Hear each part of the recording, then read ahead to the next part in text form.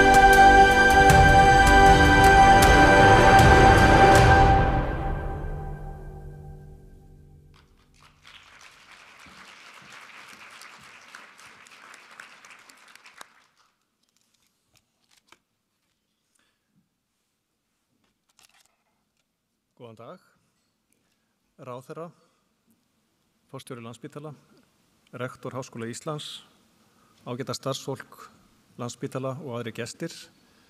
Ég vil bjóða okkur öll velkomin á þennan ársfund Landspítala 2024 sem ber yfirskriftina Þróun í takt við þarfir sjúklinga.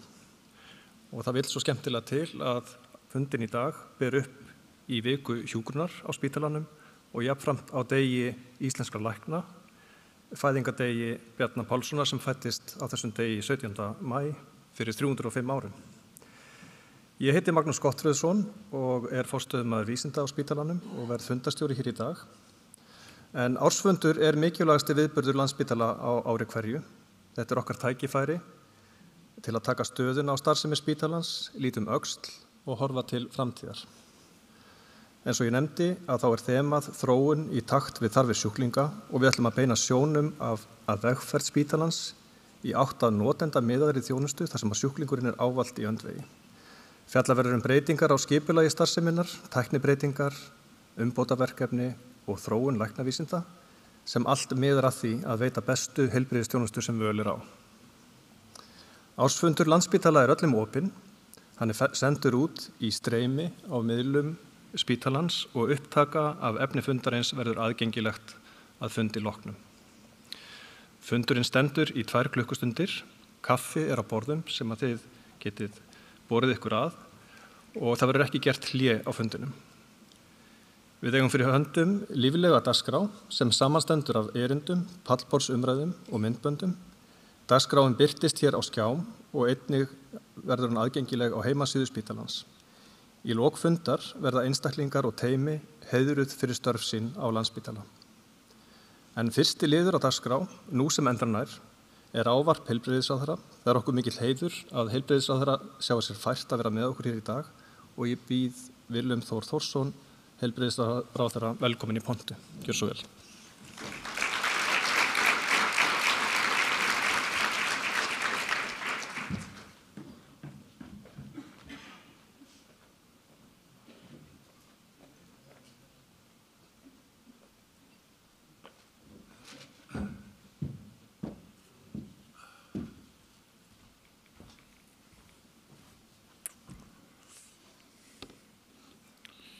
Já, fundarstjóri, forstjóri, starfsfólk Landspítala, kæru gestir, kæru vinir leyfið mér að segja. Þessi dagur er sannarlega viðhafnardagur. Þetta er hátíðisdagur. Þetta er öllu jafna það hef ég lært veglegur viðburður. Og ég vil líka leið og ég óska ykkur til hamingju með þennan dag sem ég er búinn að læra að hafa inn í minni dagbók og býð með eftirvæntingu og hef haft sérstaklega ánægju að fá að vera með ykkur og heiðurinn allur minn, trúiði mér í því. Ég vil líka óska ykkur til hamingju með dag hjúkrunar og dag lækna sem mér finnst vel til fundið eins og fundarstjóri fór hér yfir og til hamingju með það.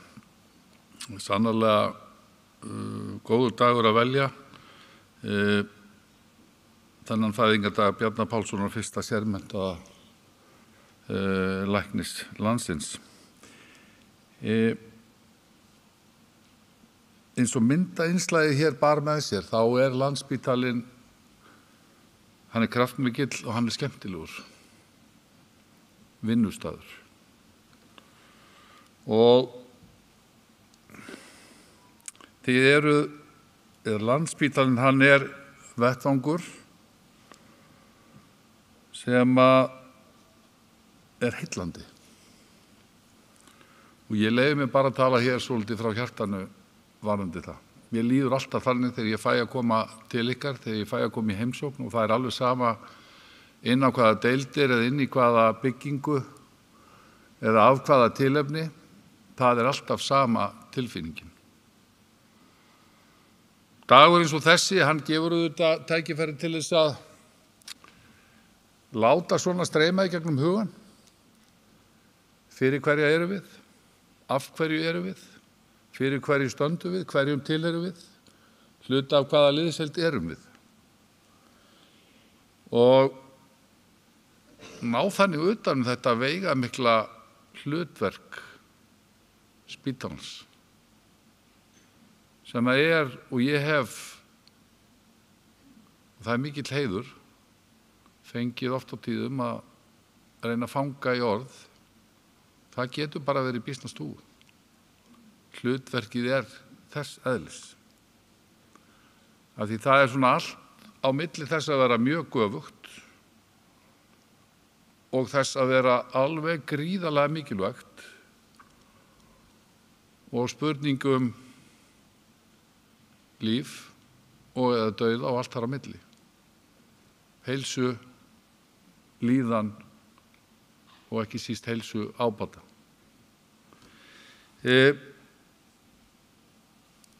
Ég horfi yfir farinn veg, ég geri það þegar ég kem hér inn, en við þurfum líka að nota tækifærið með þær áskoranir sem við gjarnan erum að takast á við og tala til að horfa inn í framtíðina. Til að spyrja okkur hvernig gekk á liðnu ári og hvernig notum við það. Hvernig notum við þá vitneskju, hvernig lærum við af þeirri vegferð til að gera betur í dag en í gær, til að gera betur á morgun en í dag, til að gera betur á næsta ári en í fyrra. Ég ánægður með áhersluna hér. Hún auðvitað kjarnar þetta allt saman. Notendasamráð og notendamiðuð þjónusta veigamikil þáttur í allri þjónustu og áherslan á að mæta þörfum þeirra sem við erum að sinna. Síðasta ár, kæru gestir, var viðburðaríkt og það auðvitað myndi ekki ávarpi hér endast tíminn í að telja upp, þó að mig gjarnan myndi langa til, en þið hafið breytt skipulagi meðal annars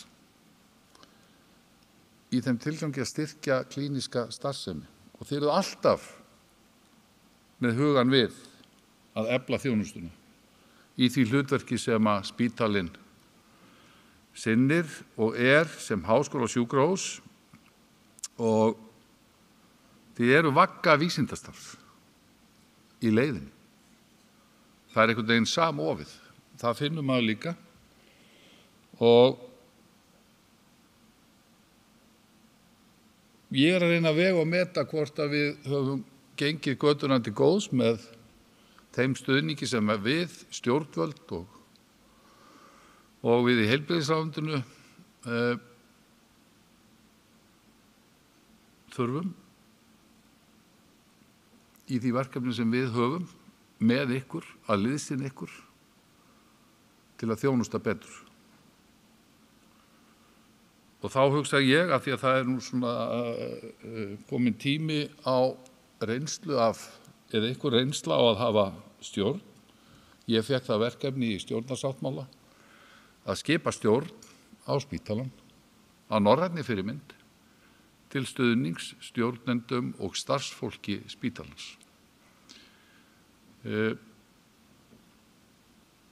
Með þetta verkefni þá skipuðum við stjórn, breyttum lögum og ég held að sé alveg óhætt að velta því fyrir sér hvort að það hafi reynst sá stuðningur sem ætlað var og ég horfi þá á árangur spítalans í því samhengi.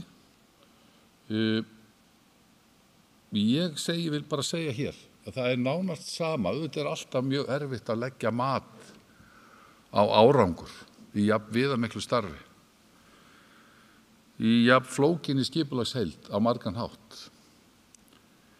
En ég get rýnt starfsemistölur. Það er óhætt að segja að maður rýnir starfsemistölunar, það er engin skortur og eftirspurn eftir þjónustu. Og það dregur líka mjög vel fram hversu mikla og öfluga þjónustu við raunverulega erum að veita. Komum fjölgaði, legum fjölgaði, heimsóknum á göngudeildir fjölgaði, skurðaðgerðum fjölgaði, samskiptum fjölgaði, rannsóknum fjölgaði,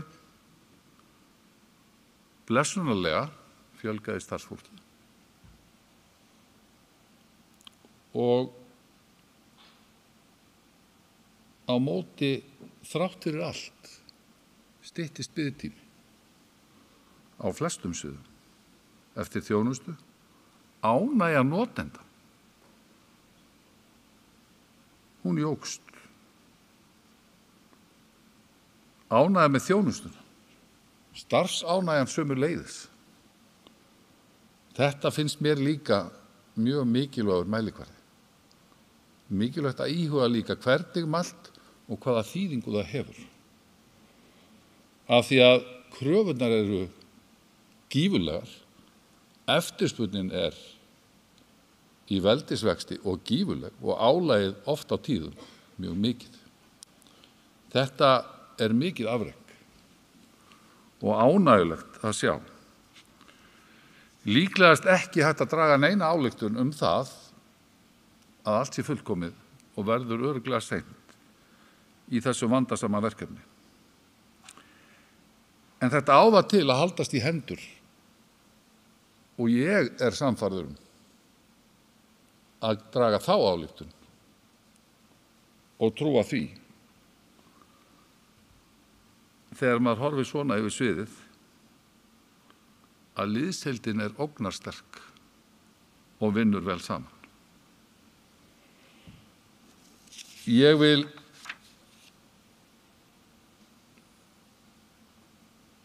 draga það fram hér þegar við fyrir ári síðan ræddum mikilvægi liðsheildar. Þessari tilfinningu að tilheyra einhverju stóru og merkilegu með mikilvægt, verðugt, þjóðhagslega mikilvægt hlutverk og mér finnst það að unnið mjög vel með þetta. Og þessi árangur eru þetta alltaf fyrst og fremst að þakka ykkur sem standið í stafni daglega. Og þetta dregur, minnir mig á ágætis líkingu af liðsheild sem er eins og verkfærasett og það er ekkert eitt verkfæri sem leysir öll verkefnin en saman geta þau það. Og ég verð alltaf jafn heillaður af því hvernig þið leysið verkefnin. Kæru gestir, aðbúnaður er auðvitað mjög mikilvægur vegna þess að þetta ferli, þetta þjónustuafhendingarferli, við erum með stærsta þjónustuafhendingarkerfi þjóðarinnar.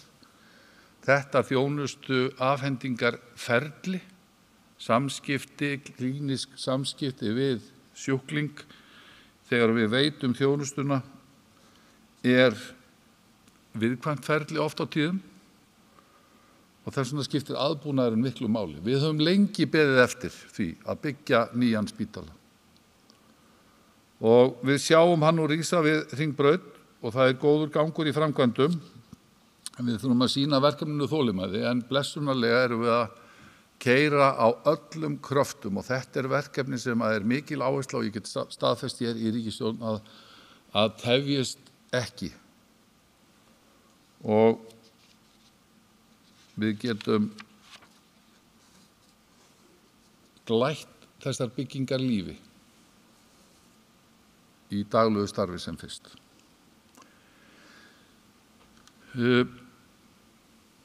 Öflugar vísindarannsóknir eru eitt af grunnskilyrðum þess að heilbrigðisþjónusta uppfylli hæstu gæðakröfur og standi samanburð við önnur lönd.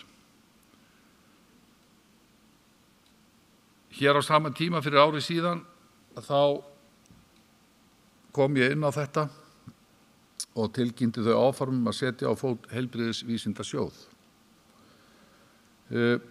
Og við stefnum að því að hann verði að veruleika í lok árs.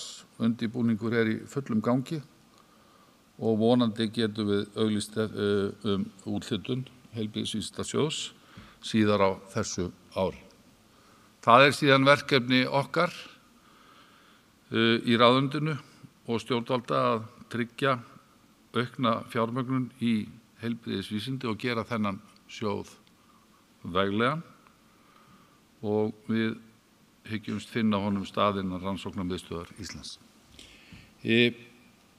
Ég tilkynnti hér líka í ávarpi fyrir 2 árum og mér mikið í muni svo þið heyrið að halda fræði og láta klára verkefnin en þá ræddi ég frumvarp hlutlæga refsiábyrgð. Og svo fyrir ári síðan þá tilkynnti ég að frumvarpið væri tilbúið og hefði verið lagt fram á Alþingi. Eins og þið þekkið eflaust þá var það í lok síðasta árs sem það tókst í annarri tilraun að lögfesta hlutlæga refsiábyrgð heilbrigðisstofnunar og tekur hún gildi 1. september næstkomandi. Lagabreytingin svar við ákalli heilbrigðisstarfsfólks og sjúklinga og felur í sér meginstraumsbreytingar skýrari reglur sem eiga að leiða til bættra gæða, aukins öryggis og styrkja til lengri tíma öryggismenningu og öryggiskennd í íslensku heilbrigðiskerfi. Og það nú kannski talandi verðmæti sem oft eru ekki mælanleg í þessu samhengi þegar heilsuna að ræða, að þá það þetta gagnkvæma samband, þetta öryggi gagnvart þjónustunni, þetta öryggi okkar og sjúklinga í þessu viðkvæma ferli sem skiptir öllu máli og þessi lögfesting á að leiða til þess að styrkja þessa menningu, þetta traust. Upplifun notanda mikilvægur mælikvarði þegar við ræðum raunverulegan árangur. Samkvæmt þjónustukönnun Landspítala sem framkvæmd árlega má sjá jákvæða þróun á upplifun sjúklinga af þjónustunni. Þegar litið til reynslu sjúklinga í heild af síðustu innlögn fær spítalinn að meðaltölu einhverjuna 8,34 af 10 og hækkar annað árið í röð. Sem hann segir mér enn og aftur að þið eru að gera góða hluti. Upplifun notenda virðist þó oft þegar ég á samtalið ekki vega þungt í umræðum heilbrigðismál vegna þess að einhverjum framúrskarandi en við þekkjum það ágætlega að kröfurnar eru þannig að umræðan á það til að verða óvægin og mér þykir það oft miður sem talsmaður heilbrigðiskerfisins. Við segjum hins vegar oft að glöggt gests augað.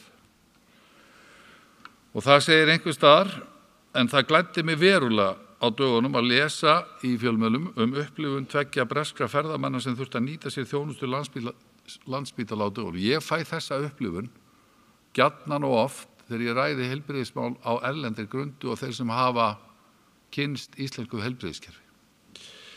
Þar segja þessir bresku ferðamenn orðrétt og ég ætla að hafa eftir úr þessari grein. Spítalinn hér frábær, starfsfólki frábært og augljóslega afar umhyggjusamt í garð skjólstæðinga sinna. Þau gefa sér tíma fyrir þig, það hljótt hérna, það hreint, þetta fullkomið. og gerir nákvæmlega það sem það á að gera. Þetta er líklega besti staðurinn í heiminum til að lenda í svona slysi. Ef þetta er ekki góð einkunn og ef þetta minnir mann ekki á að glöggt er gessaugað og þarf oft til að minna okkur á hvað við erum að gera góða hluti, þá veit ég ekki hvað. En ég vildi nú deila þessari tilfinningu minni hérna með ykkur og minni mig líka á það að upphæðin kemur ofta auðvitað og ég upplifir það reglulega líka. Og það verður ekki annað sagt en að Landspítalinn komi sterkari og öflugri frá árinu 2023 inn á árið 2024. Ég er stoltur af ykkur. Við, íslensk þjóð fullir ég, erum stolt af ykkur, af spítalanum og þið eigið heiðurskilin og eigið að fylla stolti af ykkar frábæru liðsheild. Ég ætla að láta það verða mín loka orð í samhengi við árangurinn sem ég var að ræða og einhvern veginn að komast að því hversu frábær við erum. En árangur Landspítalans er árangur ykkar. Og árangur sem skilar landsmönnum ómetanlegum ábata. Og ég vil þakka ykkur fyrir ykkar störf og þennan árangur. Njótið dagsins.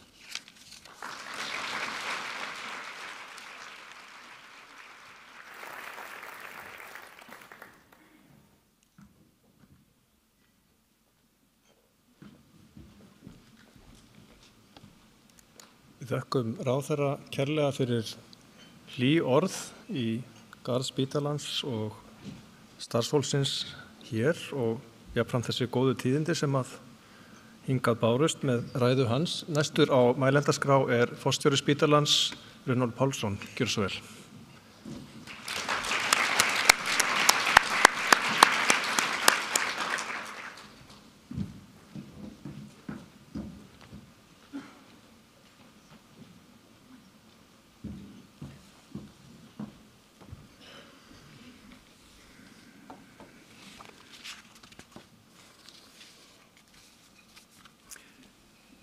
Heilbrigðisráðherra, kæra samstarfsfólk og góðir gestir. Það gleður mig að sjá þann áhuga sem ársfundi Landspítala er sýndur. Fundurinn í ár ber yfirskriftina Þróun í takt við þarfir sjúklinga. Þessi yfirskrift er einkar viðeigandi þar sem ég hef lagt sérstaka áherslu á sjúklingamiðaða nálgun í stefnumörkun minni sem forstjóri og mun gera það áfram. Það má kannski segja að ársfundurinn í fyrra hafi verið ákveðin inngangur að því samtali sem við munum eiga hér í dag. Ný samskiptastefna spítalans var þá til umfjöllunar sem og ýmsar hliðar faglegra samskipta í þjónustu við sjúklinga og aðstandendur þeirra.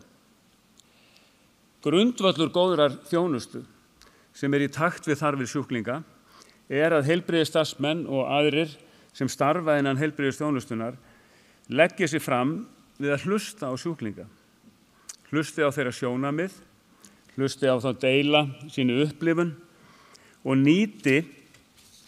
nýti samskiptin sem gagnlega leiðsögn í störfum sínum.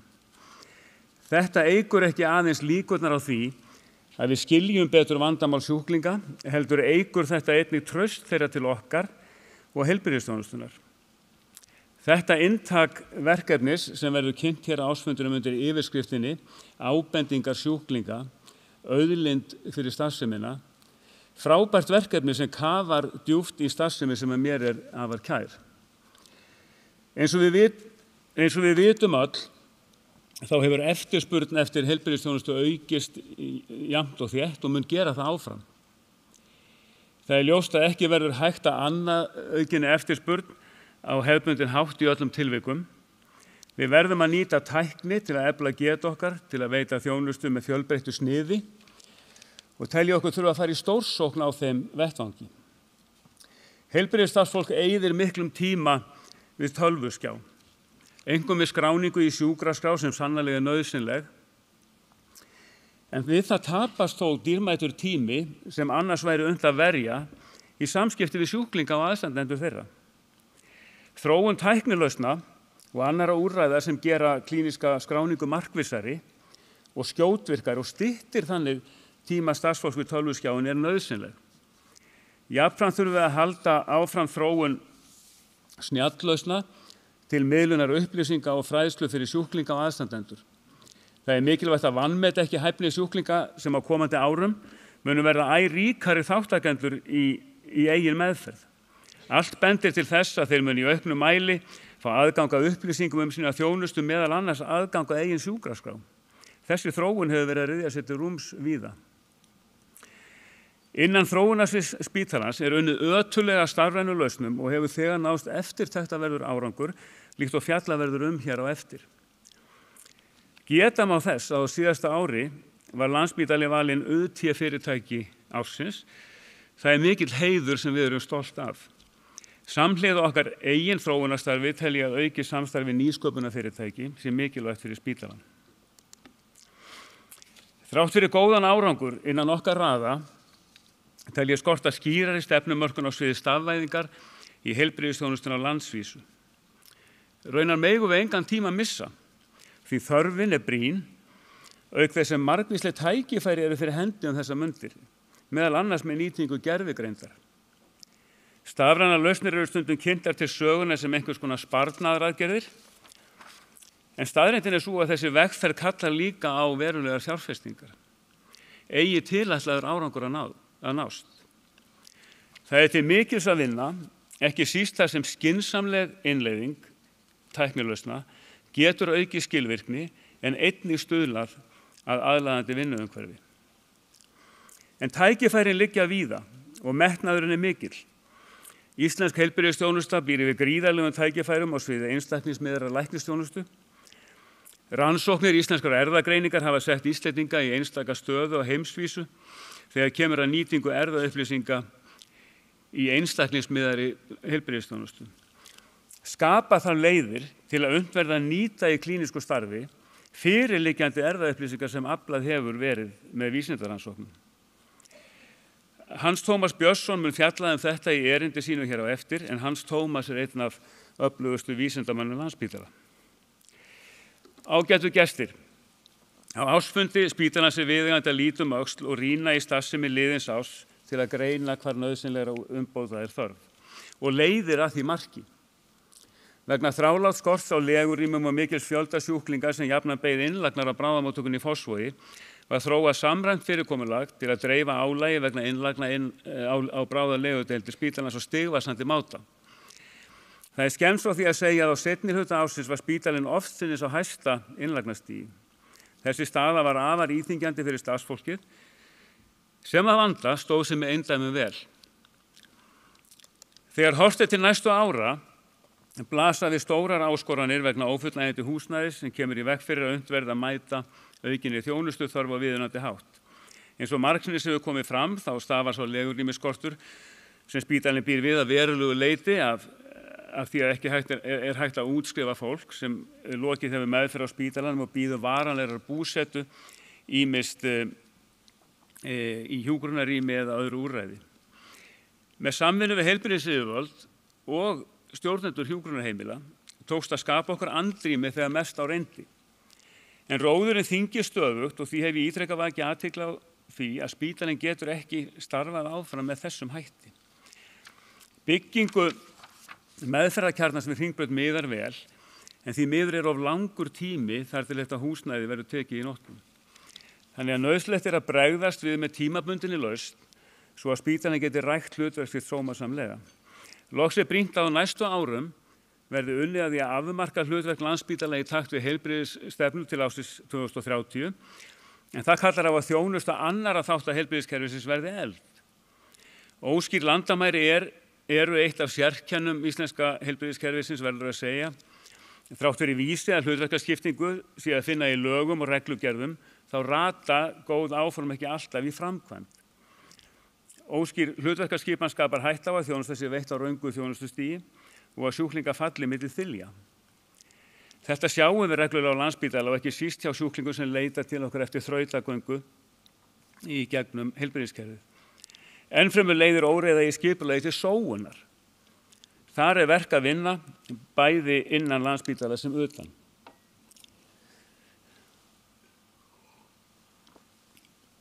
Einn veigamikill þáttur í starfsemi Landspítala hlutverk spítalans sem háskólasjúkrahús.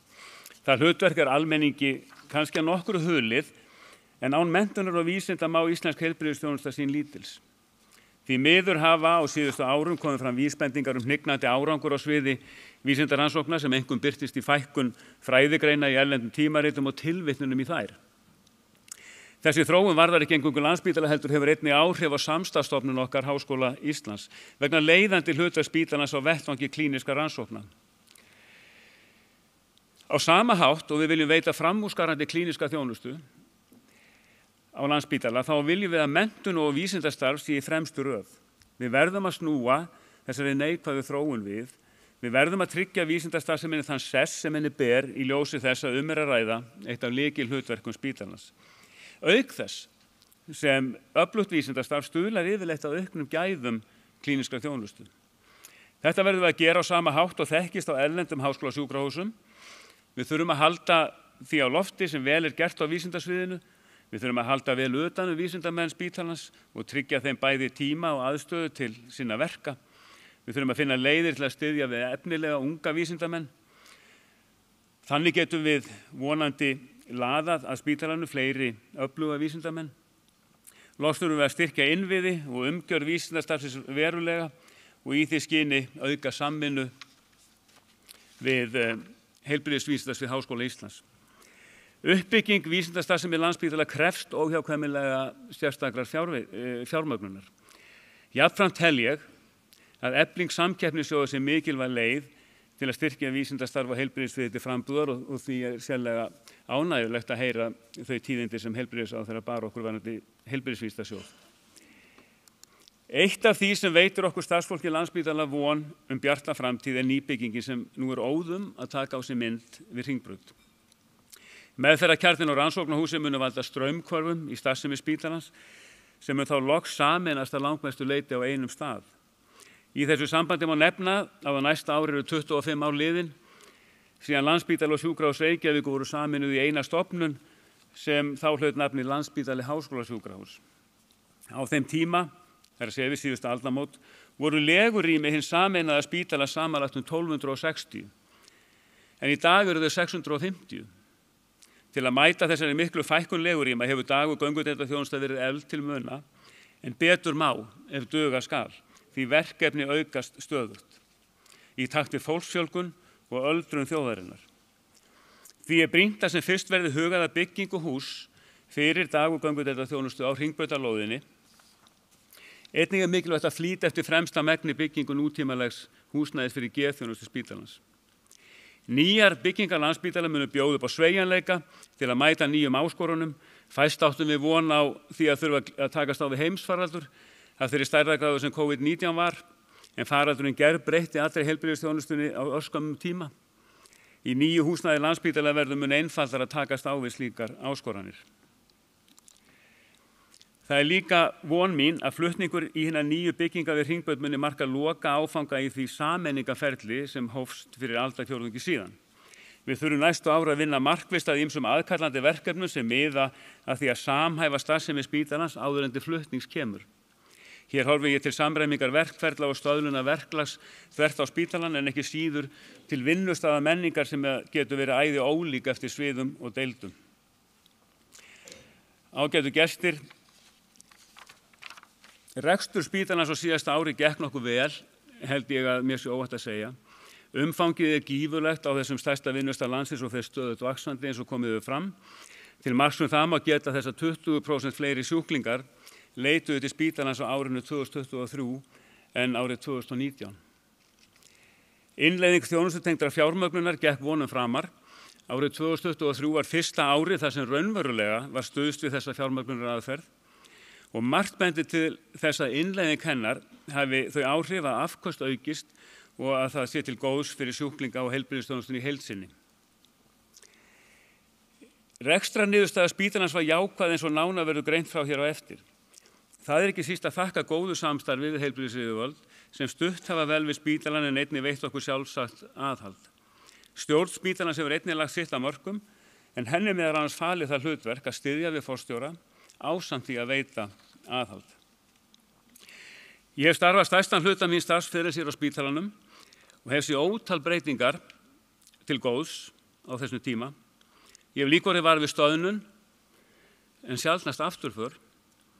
Þær stjórnskipulagsbreytingar sem nýlega hafa verið leiddar á Landspítala miða að því að styrkja og efla stjórnun í framlínu starfseminnar í klínísku þjónustunni sem megin hlutverk spítalans. Nýjir stjórnendur í framlínu tóku til starfa 1. apríl síðastliðinn og bind ég mikla vonir við framlag þeirra því ég veit að þarna að ferða öflugir einstaklingar sem umhugað að efla starfsemi spítalans.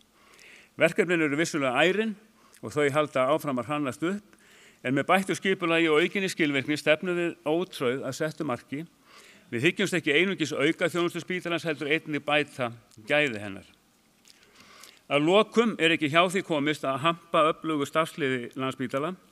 Innan okkar mörgu veggi að finna eitthvað mesta hugvit landsins en mestu skiptir að á spítalanum starfa lausnamiða fólk sem mætir alla daga með það að markmiði að lækna, hjúkra og líkna. Við höldum okkar góða starfi áfram, við ætlum að gera spítalan öflugri og betri með hverjum deginum. Við ætlum að mæta framtíðinni með jákvæðni og stolt að leiðarljósi. Ég hlakka til að hlýða á framsögu erindi og umræður hér í dag og ég stíg bjartsýnn inn í sumarið. Ég þakka áheyrnina.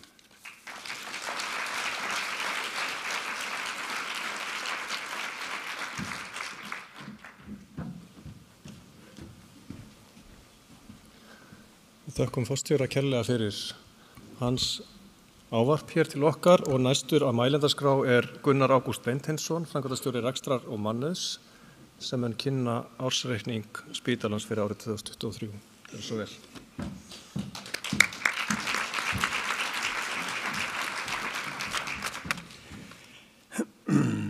Heilbrigðisráðherra, samstarfsfólk, góðir gestir, til hamingju með daginn. Það bannað að fara núna.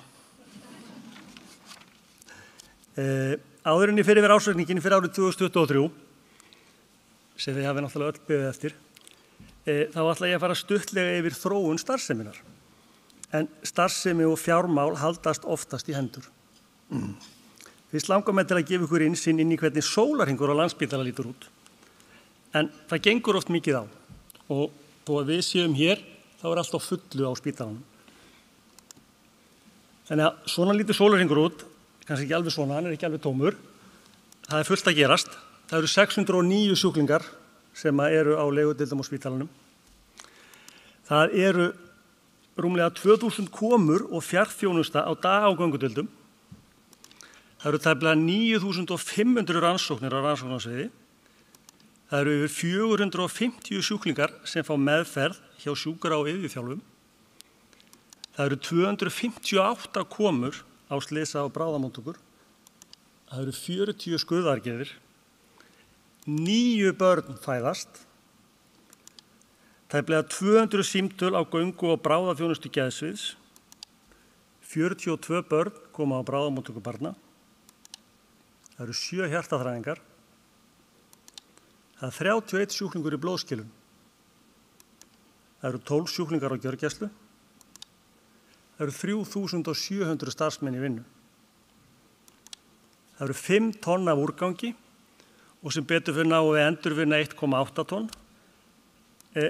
Það eru rúmlega 4500 heimili sem nota jafn mikið rafmagn úr spítalinn. Og síðast en ekki síst fyrir Magnús, forstöðumann vísinda, að þá ein vísindagrein birt á hverjum degi.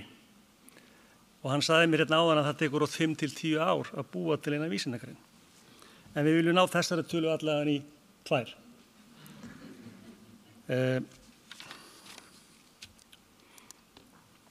Runólfur nefndi það áðan að sjúklingum hefði fjölgað 20% og við vitum öll að álag og innviði heilbrigðiskerfisins hefur aukist og sjúklingum hefur fjölgað 20% frá 2019.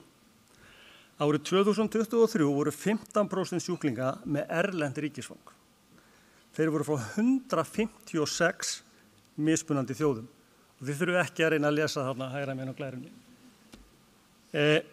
Sjúklingum í íslenskt ríkisfang fjölgaði 18% frá 2019, en sjúklingum með erlent ríkisfang fjölgaði 35% á sama tímabili.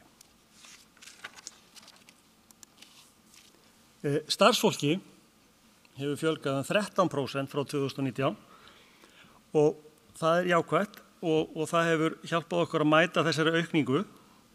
9% af starfsfólki Landspítala er með erlent ríkisfang eða 657 einstaklingar. Þeir koma frá 69 mismunandi þjóðum. Starfsfólki með íslenskt ríkisfang fjölgaði 9%, en það er mjög áhugavert að sjá að starfsfólki með erlent ríkisfang fjölgaði 83% á sama tímabili. En þrátt fyrir þessa fjölgun starfsfólks þá hefur stöðugildum ekki fjölgað á tímabilinu.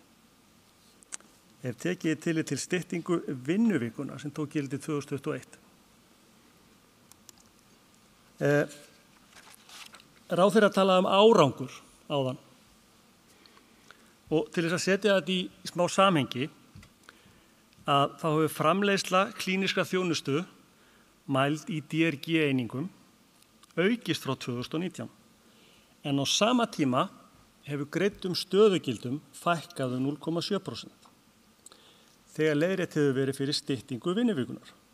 Þar af leiðir að fjöldi framleiddra DRG eininga hefur vaxið á hvert stöðugildi. Framleiðni aukning mæld á þennan hátt er 7,2% frá 2019. Þetta, að mínu mati, endurspeglar aukið álag í starfseminni og undirstrikar mikilvægi þess að tryggja nauðsynlega mönnun.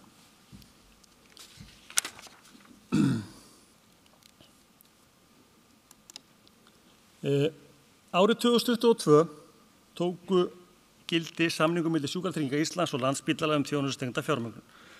Árið 2023 var fyrsta samningsárið þar sem framleiðslu uppgjör hafði fjárhagsleg áhrif á rekstur spítalans. Þessi breytta aðferð við fjármögnun klíníska þjónustu spítalans gerir það að verkum að rekstrarreikningi ársins skilað í jafnvægi þrátt fyrir mikla aukningu í starfsemi. Framleiðsla þeirra þjónustu sem fellur undir samningin var 4,3% umfram áætlaða framleiðslu. Og hægra megin sjáum við að framleiðsla mæld í DRG einingum hefur vaxið 10% frá 2019 eða 2,5% að meðaltal á ári sem í takti við líffræðilega þróun. En aftur og nú að ársreikningum. Nú ætla ég að fara yfir ársreikning Landspítala fyrir árið 2023. Tekjur Landspítala á árinu 2023 voru 110,7 milljarðar og hækkuðu tæpa 5,7 milljarðar króna á milli ára eða 5,4%. Ríkisframlagið hækkaði 4,3 milljarða eða 4,5% milli ára. Verðbætur hækkuðu framlagið 6,5 milljarð en auk þess fengust aukafjárveitingar í tengslum við þjónustutengda fjármögnun og vegna ýmissa áhersluverkefna stjórnvalda. Á móti lækkar síðan sérstök fjárveiting vegna COVID-19 kostnaðar á milli ára. Aðrar rekstrartekjur eru til dæmis tekjur af útseldri rannsóknarþjónustu, tekjur af greiðsluþátttöku sjúklinga og tekjur af þjónustu við ósjúkratryggða sjúklinga. Þessi liður hækkar 1,4 milljarða króna eða 13%, enda hækkuðu gjaldskrár í samræmi við verðlag og starfsemi jókst. Hlutfallslega var mest aukning í tekjum af ósjúkratryggðum sjúklingum, þar með taldir eru erlendir ferðamenn. Rekstrargjöld önnur en laun hafa hækkað talsvert milli ára, aðallega vegna verðlagshækkana og vaxandi starfsemi. Bein rekstrargjöld vegna COVID hafa hins vegar lækkað á móti.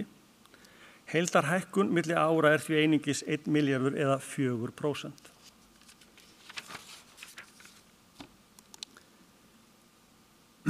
Afskriftir varanlegra rekstrarfjármuna ná til tækja og búnaðar og í fyrsta skipti í ársreikningi 2023 eru endurbætur á fasteignum Landspítala afskrifaðar í rekstrarreikningi.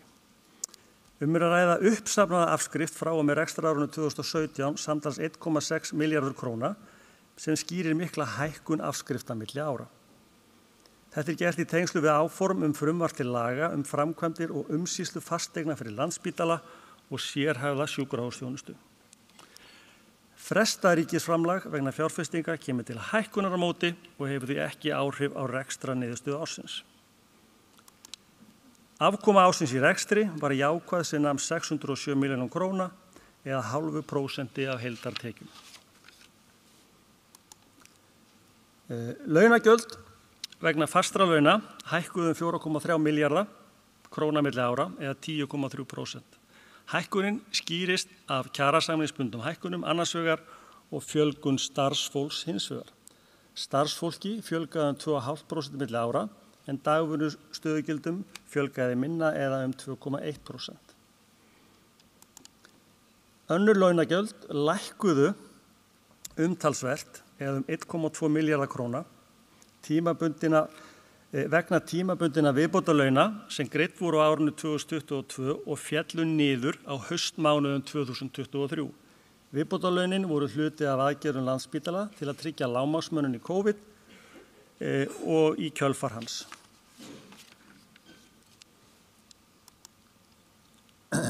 Eignir í efnahagsreikningi hækkuðu 5,3% milli ára vegna skammtíma krafna og birgða.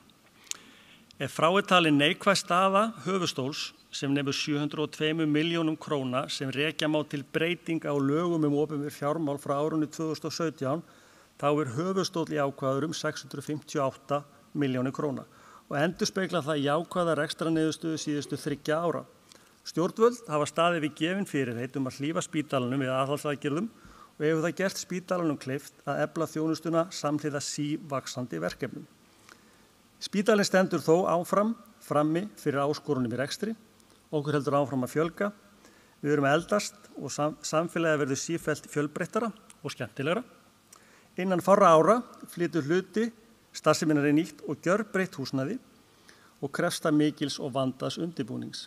Allt þetta kallar á aukin og breytt verkefni fyrir spítalann og þess vegna sérstaklega mikilvægt að við vinnum áfram náið saman, spítalinn og stjórnvöld. Takk fyrir mig. Ég stíg einnig þokkalega bjartsýnn inn í sumarið.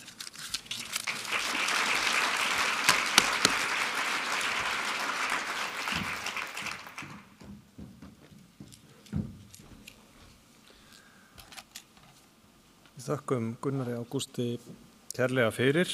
Nú komið að þeim dagskrárlið þar sem við hlýðum á 3 erindi sem eiga það öll sammerkt að fjalla breytingar á heilbrigðisþjónustu þar sem að sjúklingurinn í öndvegi.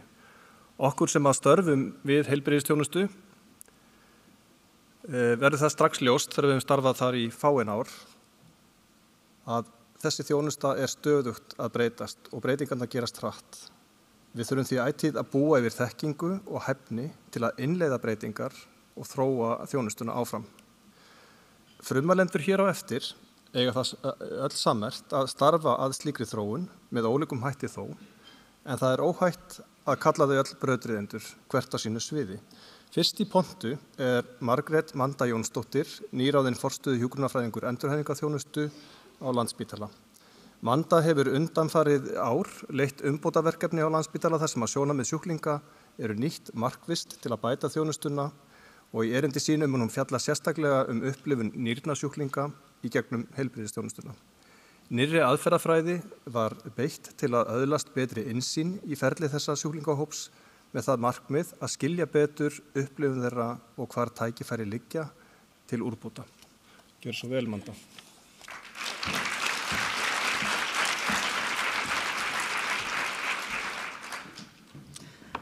Góðan daginn og takk hérlega fyrir að bjóða mér að vera hérna með ykkur í dag. Ársfundur Landspítala vorboðinn ljúfi þar sem við förum yfir liðið ár, kynnum áherslur í starfseminni og fögnum því sem vel hefur gengið. Og ég mjög þakklátt að fá að vera hérna með ykkur í dag og segja ykkur frá einu af fjölmörgu verkefnum sem hafa verið unnin á spítalanum þetta árið. En ég heiti Manda og kem fram fyrir hönd verkefnahóp sem vann að notenda með umbótaverkefni varðandi ferli sjúklinga í blóðskilun á Landspítala. Þetta verkefni var unnið af gríðarlega fjölbreyttum hópi fólks, fulltrúum frá gæðadeild, verkefnastofu og skrifstofu forstjóra, ásamt öflugu teymi skilunadeildar, framlínustjórnendum og framkvæmdastjórn spítalans. Síðastliðið ár hefur Landspítali verið á þeirri vegferð að útbúa markvissan farveg fyrir sjúklinga og aðstandendur til að koma á framfæri ábendingum og sjónarmiðum varðandi þjónustuna. Spítalinn vill vera í virku samtali við sjúklinga og aðstandendur og tryggja að sjónarmið þeirra séu nýtt til umbóta. Hluti af þessari vegferð var að velja ferli sjúklinga og kortleggjan frá A til Ö með að sérstakri áherslu á upplifun sjúklinga af ferlinu og núna ætla ég að segja ykkur aðeins frá því hvernig við gerum það. Aðferðafræði Design Thinking viðurkennd aðferð til að bæta þjónustu og við fengum Sirin Richter, ráðgjafa frá Future Medical Systems, til þess að stýra verkefninu en hún hefur gríðarlega mikla reynslu af umbótaverkefnum í heilbrigðiskerfum. Ákveðið var að prófa þessa nýju aðferðafræði innan spítalans til þess að öðlast betri innsýn á ferli sjúklinga með það að markmiði að skilja upplifun þeirra. Við vildum bjóða sjúklingum á borðinu og rýna þjónustuna með þeirra augum til að átta okkur betur á umbótatækifærunum og hvers virði þau eru fyrir sjúklinga og þeirra upplifun. Hér má sjá einfaldaða skýringamynd að aðferðafræði Design Thinking og þeim fösum sem verkefnahópurinn fór í gegnum. Í dag erum við stödd í fasa 5 og skilum þar verkefnuna af okkur í hendurnar og réttum aðilum innan spítalans sem svo fá það tækifæri að vinna áfram með þetta. En þetta góð aðferð til að fá alla hagaðila til að ganga í takt og bæta enn frekar upplifun sjúklinga. Í upphafi verkefnisins skildi enginn hvað við vorum að gera, hvorki starfsfólk, sjúklingar né stjórnendur. En flest treystu því að við værum nú á svona ágætlega réttri leið. Við ákváðum að þurrka út allar fyrirfram gefnar hugmyndir og ekki gefa okkur neitt og gerðu því það sem þurfti til þess að geta sett okkur í spor sjúklinga, aðstandanda og starfsfólks. Og við lögðum að staði í þessa vegferð að kynna okkur viðfangsefnið frá öllum hliðum.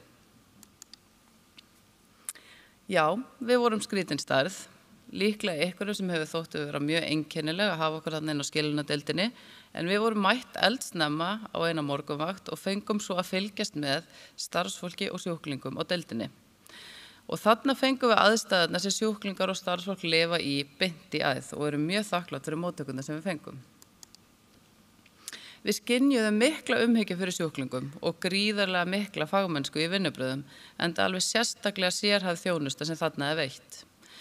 Þetta mjög áhugaverð starfsemi og sérhæfð þjónusta en greinilegt að húsnæðið fyrir löngu hætt að henda starfseminni og þessum fjölda sjúklinga og deildarumhverfi orðið hálflúið og aðþrengt. Annar liður í verkefninu var að tala við fólk og við töluðum við 6 sjúklinga. Nýrnafélagi vann mikið með okkur í þessu og var gríðarlega hjálplegt, auglisti verkefnið og fann þannig fyrir okkur fólk sem hafði áhuga á að taka þátt í þessu verkefni með okkur. Við fórum saman 2 og 2 heim til sjúklingana þar sem þau tóku mót okkur og við ræddum við þau oft í 1 til 2 klukkustundir og kynntumst öllum hliðum og það var virkilega lærdómsríkt að vera einmitt í þeirra nærumhverfi og sjá hvaða áhrif veikindi hafa á fólk. En við töluðum líka við heilbrigðisstarfsfólk, við töluðum við 6 starfsmenn sem vinna á skilun, hjúkrunarfræðinga, lækna, næringafræðinga og aðstofafólk. Við tókum margar klukkustundar löngu viðtöl, fengum ítarlegar upplýsingar allt viðkemur starfseminni og meðferðinni á deildinni. Starfsfólki tók okkur mjög vel og virtist njóta þess að fá tíma til að deila með okkur ástríðu sinni fyrir starfinu. En hvernig unnum við svo með sögurnar? Þetta svona sýnishorn af bæði tölvuvinninu, herbygginu sem við læstum okkur inn í með öllum post-it-smiðunum okkar og svo þessum fræga mútmæli sem sýnir líðan svona verkefnahópa sem fara í gegnum svona vinnu. Við tókum ekki mikið mark á hann til að byrja með, heldum við verðum geggja hress allan tíman, en við fórum saman hópurinn í gegnum hinnar ýmsu hæðir og lagðir. Við þurftum að taka svo töku 2 og þurftum að kalla aftur til fullt af heilbrigðisstarfsfólki og sjúklingum og aðstandendum og fulltrúum sjúklingasamtaka þegar við vorum komið svona hugmyndaferlinu til þess að rýna það nákvæmlega. Það vöknuðu margar spurningar í upphaflegri svona atrennu og þarna var farið aftur í gæðaferli að segja ok, er þetta rétt, hvar vantar púsl og það voru margir sem komið til okkar. En það var svo heitt inn í þessu herbyggju, við kallum þetta the sauna room. Upp úr gögnunum unnum við svo upp þennan feril sem sýnir sjónrænt ferli sjúklinga með lokastigs nýrnabilun á Landspítala. Þessi ferill gróf mynd af því hvað sjúklingur með lokastigs nýrnabilun gengur í gegnum á ferlinu. Ferlið sjálft var unnið á töluvert nákvæmari hátt og kortlögð töluvert fleiri lykilaugnablik en hægt að kynna sér nákvæmari feril hér á plaggötunum fyrir framan salinn ef þið hafa áhuga á því. Þegar tíminn sem sjúklingar eyða á skilunardeildinni tekinn saman, þá eyða sjúklingar 78 til 98 vinnudögum á ári í skilunarmeðferð á Landspítala. Það var því ákveðið að fókusa aðalega á ferli sjúklinga í blóðskilun á Landspítala og hér sjáum við nánari mynd af henni eilífu hringrás skilunar og þau lykilaugnablik sem hafa áhrif á upplifun sjúklinga í þeirri meðferð. Þjónusta þarf að byggja á eftirfarandi þáttum. Í fyrsta lagi þá það samkennd. Við þurfum að byggja þjónustuna á frásögnum og fá innsýn frá sjúklingum og það eru hlutirnir sem leiða okkur áfram. Í öðru lagi þá það nýsköpun. Við þurfum skapandi nálgun þar sem áhersla lögð á tækifæri sem bæta upplifun sjúklinga og við þurfum að grípa sér tækifæri. Í þriðja lagi þá þurfa árangursvísar að vísa leiðina að bestu lausnunum. Skilningur og árangri þarf líka að vera svo sami hjá heilbrigðisstarfsfólki, sjúklingum og aðstandendum. Upp úr allri þessari vinnu þá komu fram 5 leiðarljós sem spítalinn þarf að hafa í huga þegar þjónusta við sjúklinga í blóðskilun þróuð áfram. Leiðarljós 1. Að gera biðina bærilegri. Ég þarf stundum að sitja í skilunarstólnum í 30 mínútur og bíða eftir að vera tengdur. Mér líður alltaf eins og ég sé að bíða eftir einhverju. Þarna tökum við upp tækifæri í ferlinu. Hvernig getum við fækkað þeim stöðum þar sem sjúklingar þurfa að bíða fyrir og eftir skilunarmeðferð eða tryggt að biðstofan sé hluti af jákvæðri upplifun sjúklinga. Leiðarljós 2 var bætt upplýsingagjöf til sjúklinga. Heilinn í mér var í algjöru þoku því nýrun virkuðu svo illa að ég átti erfitt með að meðtaka nýjar upplýsingar. Þarna komum við með tækifæri. Hvernig getum við bókað viðtalstíma sem hentar sjúklingum þegar að sjúklingar geta hugsað skýrt eða haft með sér aðstandanda og við getum tryggt næði fyrir erfið samtöl. Við þurfum að geta líka metið að markvist hvort sjúklingur geti yfir höfuð nýtt sér viðtal á þeim tíma sem hann fær bókað viðtalstíma. Leiðarljós 3. Að skapa griðastað. Ég siti í þessu mjög svo óþægilega stól, alltaf kalt en samt sveitt út af efninu og svo ekkert næði. Ég sé bara allt. Einu sinni fekk sjúklingur hjartaáfall. Ég var föst í nýrnaskilun þannig ég var vitni að öllu. Það var hræðilegt. Hvernig getum við bætt næði fyrir sjúklinga sem ganga í gegnum erfiðleika í meðferð og fyrir aðra sem verða vitni að þeim? Hvernig getum við hlíft heilbrigðari sjúklingum við því að sjá þá sem eru veikari til að draga úr streitu varðandi hvað geti verið framundan hjá þeim?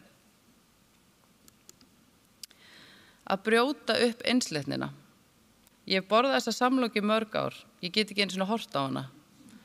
Hvernig getum við boðið upp á fjölbreyttari mat án þess að flækja verkferla á skilunardeild eða glatt sjúklinga á einfaldan hátt?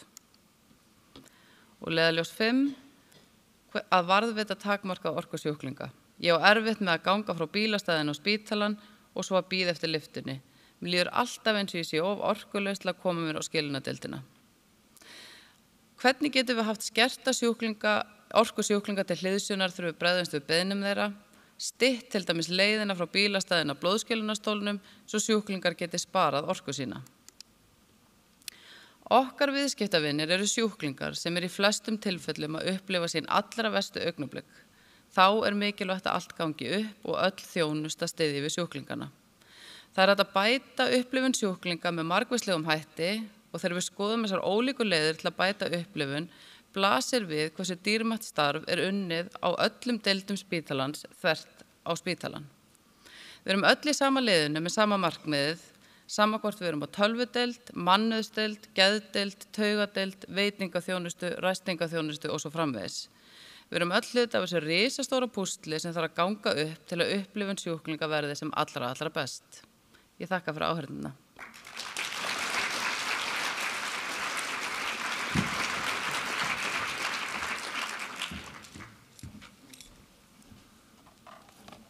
Kærar þakkir, Manda. Erða- og sameindalalæknisfræði eitt af þeim sviðum heilbrigðisvísindana þar sem að þekkingu hefur fleytt hvað hraðast fram þessar mundir og undanfarna áratugi reyndar. Hans Tómas Björnsson, sem yfirlæknir við erða- og sameindafræðideild Spítalans og prófessor við læknadeild Háskóla Íslands og starfar jafnframt við Johns Hopkins Háskóla í Bandaríkjunum. Hann leiðandi vísindamaður á þessu sviði og hefur hlotið fjölmörg verðlaun og styrki til sína rannsókna og framþróunar, meðal annars nýsköpunarverðlaun hérlendis, og hann ætlar hér á eftir að fjalla nýtingu erfðaupplýsinga til að bæta einstaklingsmiðaða heilbrigðisþjónustu. Gjörðu svo vel, Hans Tómas.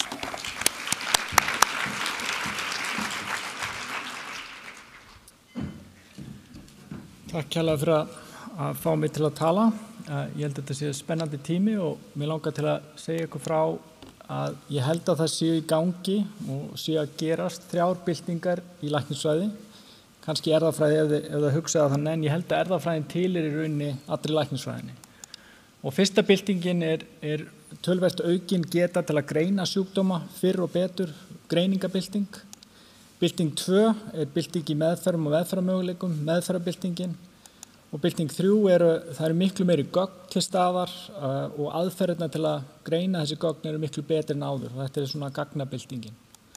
Og ég ætla að byrja á byltingu 1, þessari greiningabyltingu, og ég ætla að byrja á dæmi sem mér hugleikið sem tengist greiningu hjá þeim sem eru með seinþroska eða þroskaskerðingu.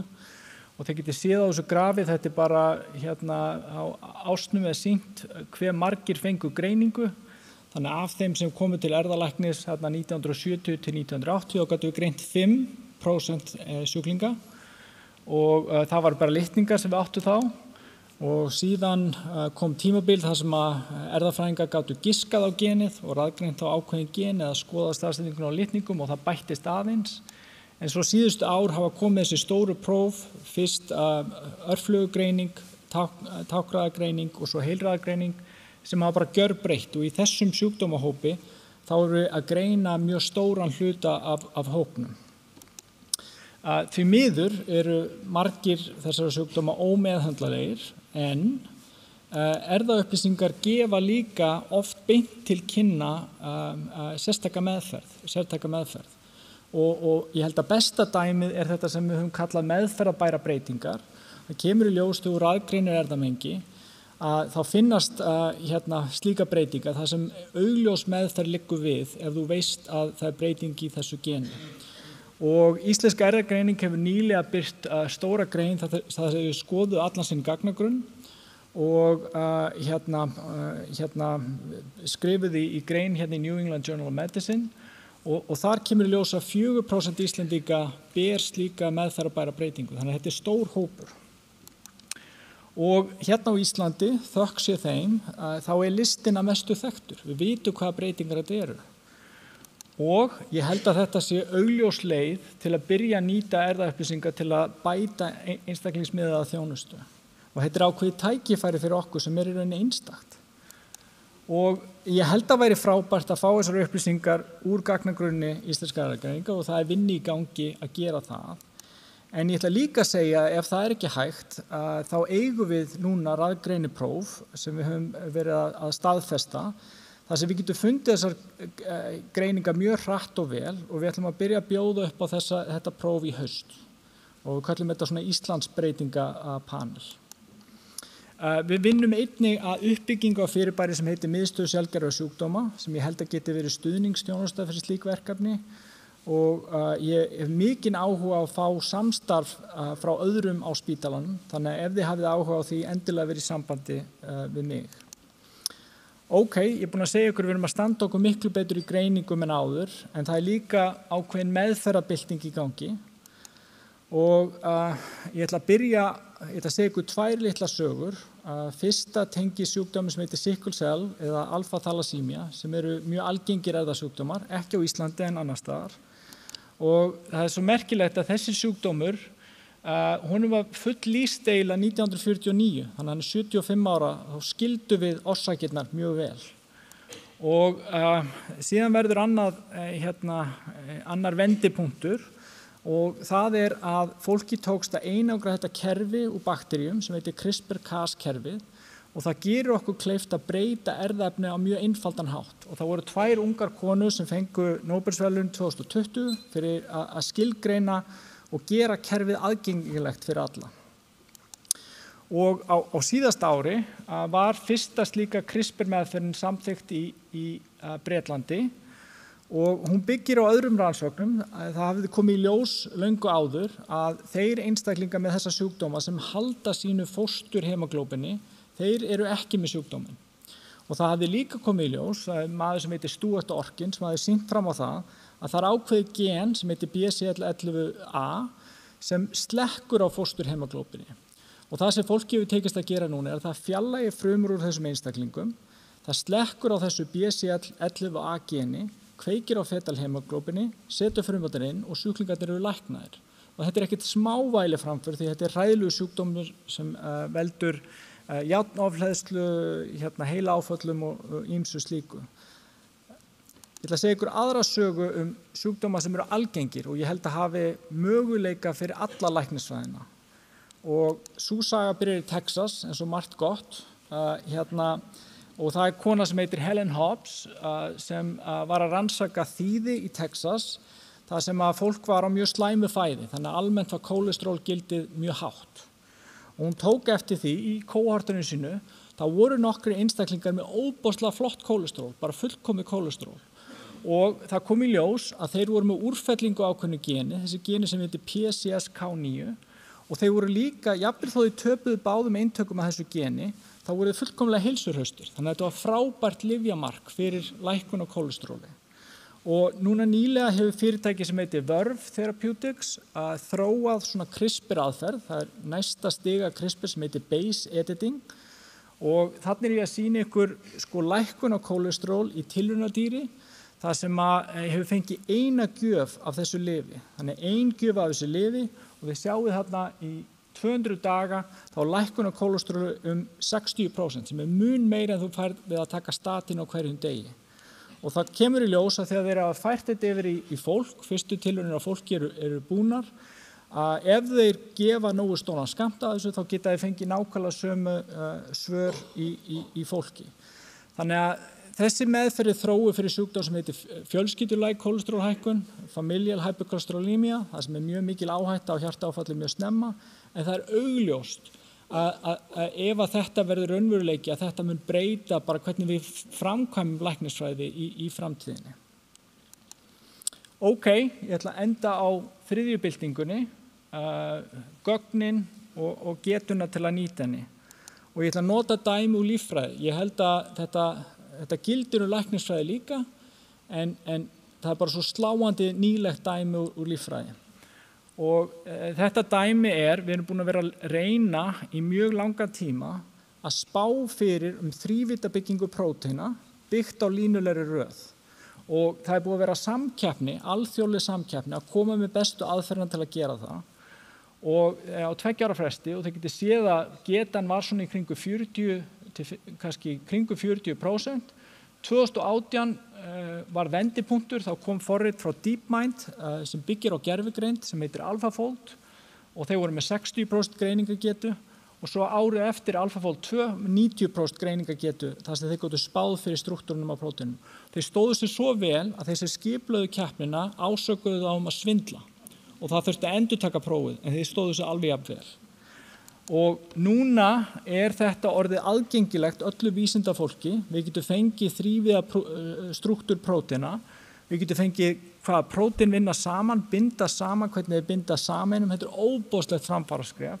Og það er meira svo að komin geta til að taka stökkbreytingar sem við höfum átt erfitt með að spá, svo kallaða mispörunastökkbreytingar, og nota þennan struktúr til að reyna að finna út hverjar eru sjúkdómsvaldandi og hverjar ekki.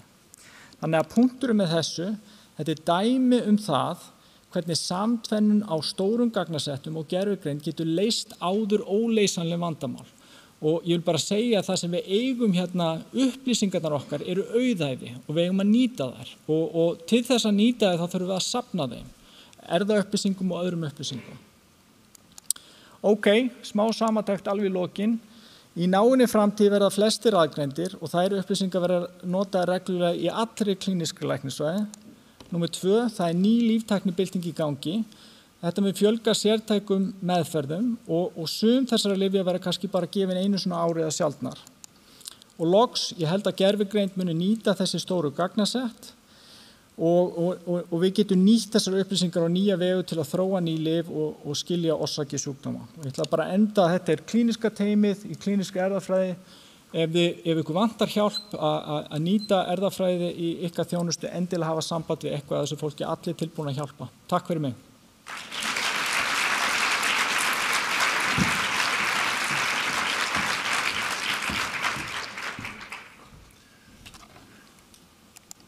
Kærar þakkir, Hans Tómas.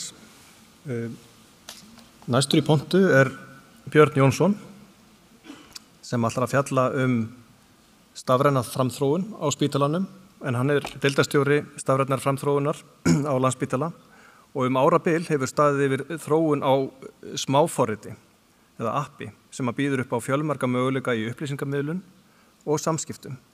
Og Björn ætlar að segja okkur frá þessu appi og þeirri hægfara byltingu sem af því kann að hljótast. Gjör svo vel, Björn.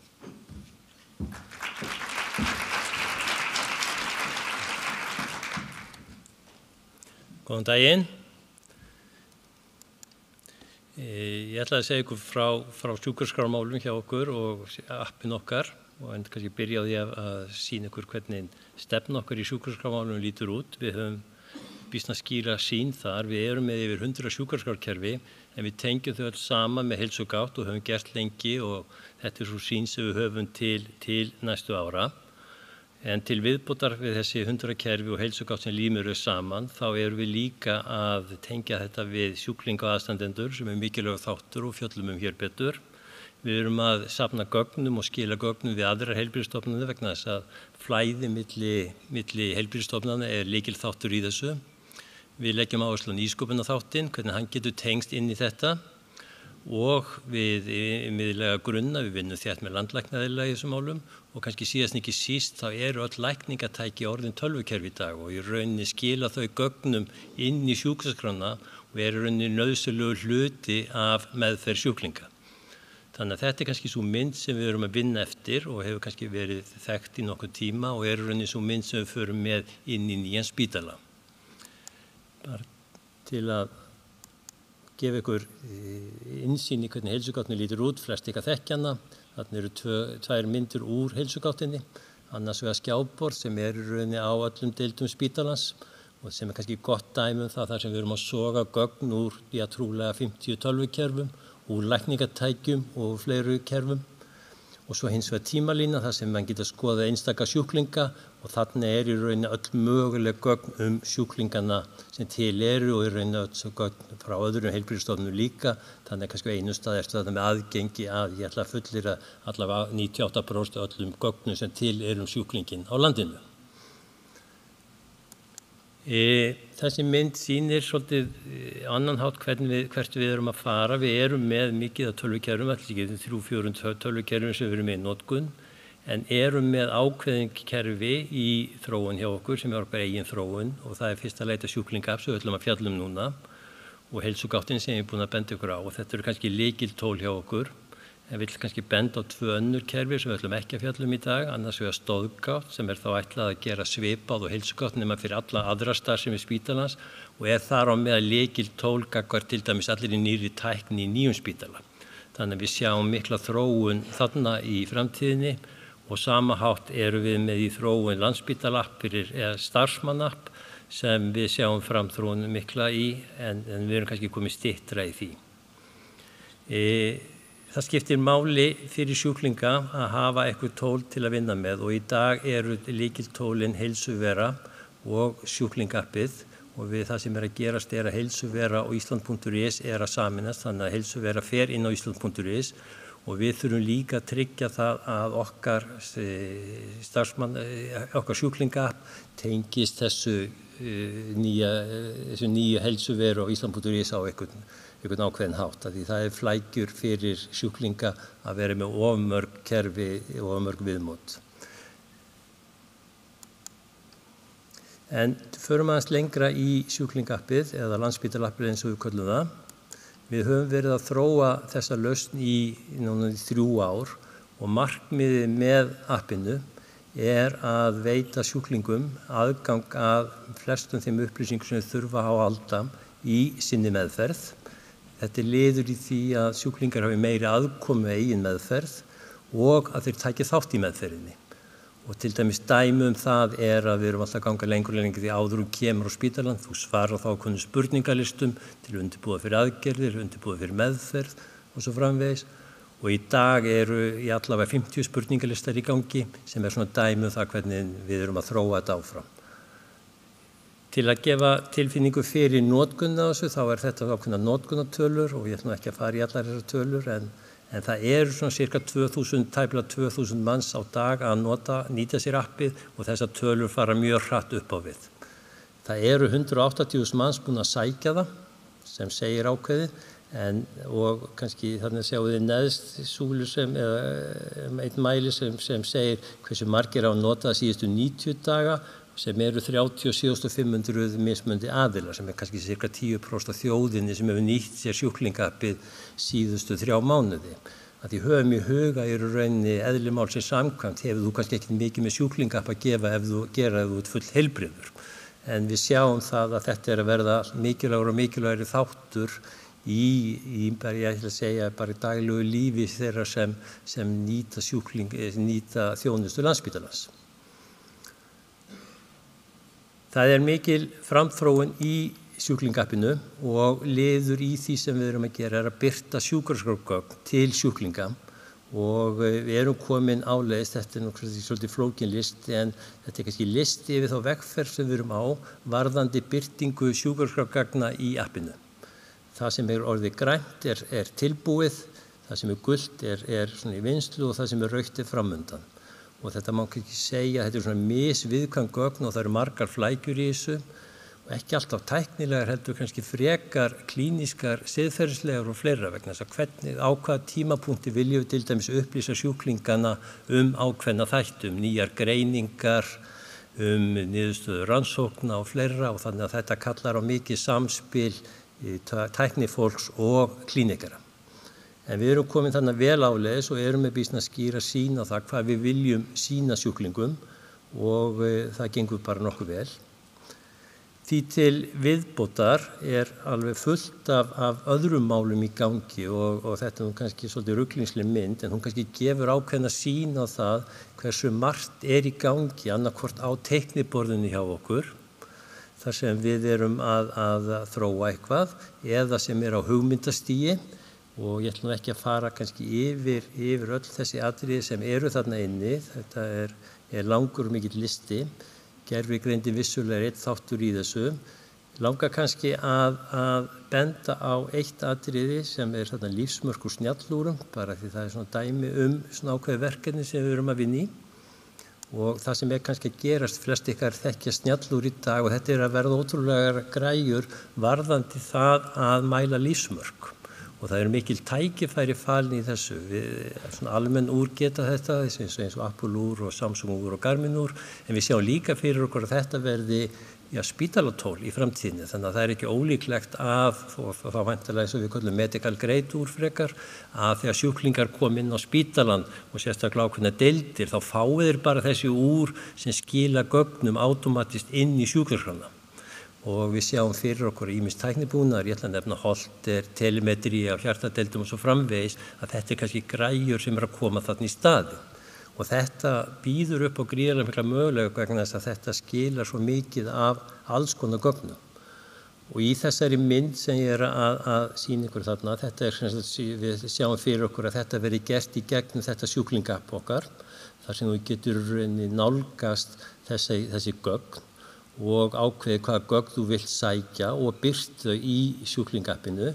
En það sem kannski mikilvægara að við viljum að þessi gögn flæði inn í heilsugáttin okkar sem þá hjartað í okkar sjúkraskrárkerfum akkurat til að geta nýtt þau í klínískri ákvörðunartöku. Þetta vegferð sem ég held að sé ansi spennandi og hún kannski tengist því svolítið hvert við erum að fara til lengri tíma litið. Vegna þess að ef við skoðum hvernig meðferð sjúklinga hefur verið og hvernig við getum kannski þróað áfram, þá kannski hefur almenna leiðin verið svo að það kemur sjúklingur inn á spítalan eða heima hjá sér. Hann með einhver einkenni, hann hittir læknirinn skoðar hann, les sjúkraskrána og kemur með tillögu eitthvað ákveðni meðferð og þetta kannski það sem við þekkjum býsna vel. Við höfum áhuga að þróa þetta kannski aðeins lengra og við erum ennþá með sjúklinga sem koma með eitthvað ákveðin einkenni en við viljum fá meiri sjálfvirkni í málin. Við viljum til dæmis nýta okkur sjúklings á ákveðin hátt. Við viljum nýta okkur þessar erfðafræðiupplýsingar. Hans Tómas kom inn á þessi atriði og það ýmist fleiri gögn sem við getum nýtt okkur. Því til viðbótar viljum við nýta okkur niðurstöður úr spurningalistum. Ég nefndi spurningalista sem við erum í appinu þegar í dag og þeim mun fjölga.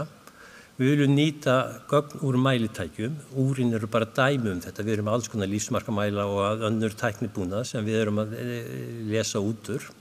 Og með þessari sjálfvirkni og þessum regluvélum og gervigreind þá sjáum við fyrir okkur að það sé hægt að koma með tillögu að meðferð og það kannski þangað sem við viljum komast og það þá oft á tíður læknir meira sem hefur það hlutverk að staðfesta þessa meðferð. Þetta sú meðferð sem ég sammála byggt á þessum bestu upplýsingum sem til eru og þannig í rauninni erum við þá að spara ansi mikið tíma sem annars fer í að leita eftir gögnum, leita eftir upplýsingum úr mælitækjum og spurningalistum. Þannig þetta allt unnið saman og þannig heilsugátt í rauninni lykiltól hjá okkur og við erum þegar komin vel af stað eins og til dæmis með regluvélarnar og gervigreind erum við að prófa okkur svolítið áfram í. Þannig að þarna er margt býsna spennandi en höfum í huga samt að tól eins og þetta eru stuðningstól og kannski meginmarkmið svona verkfæra að gefa heilbrigðisstarfsfólki tíma til að geta sinnt sjúklingum þeim sem þurfa mikilli meðferð að halda enn betur. Og þá frekar koma þessi tól til að einfaldari tilfellum að þau geti aðstoða þar og afgreitt þau mál á skilvirkan hátt og hraðari hátt. Þannig að ég held að sé gríðarlega mörg tækifæri þarna framundan sem kalla á mikla samvinnu tæknifólks og klínikara. Þannig að þetta kannski svo vegferð sem við sjáum svolítið fyrir okkur og mattsar í rauninni ágætlega við það sem aðrir sjá eins og til dæmis varðandi erfðaupplýsingar og fleira. En ég ætla ekki að hafa þetta lengra og segi þá takk fyrir.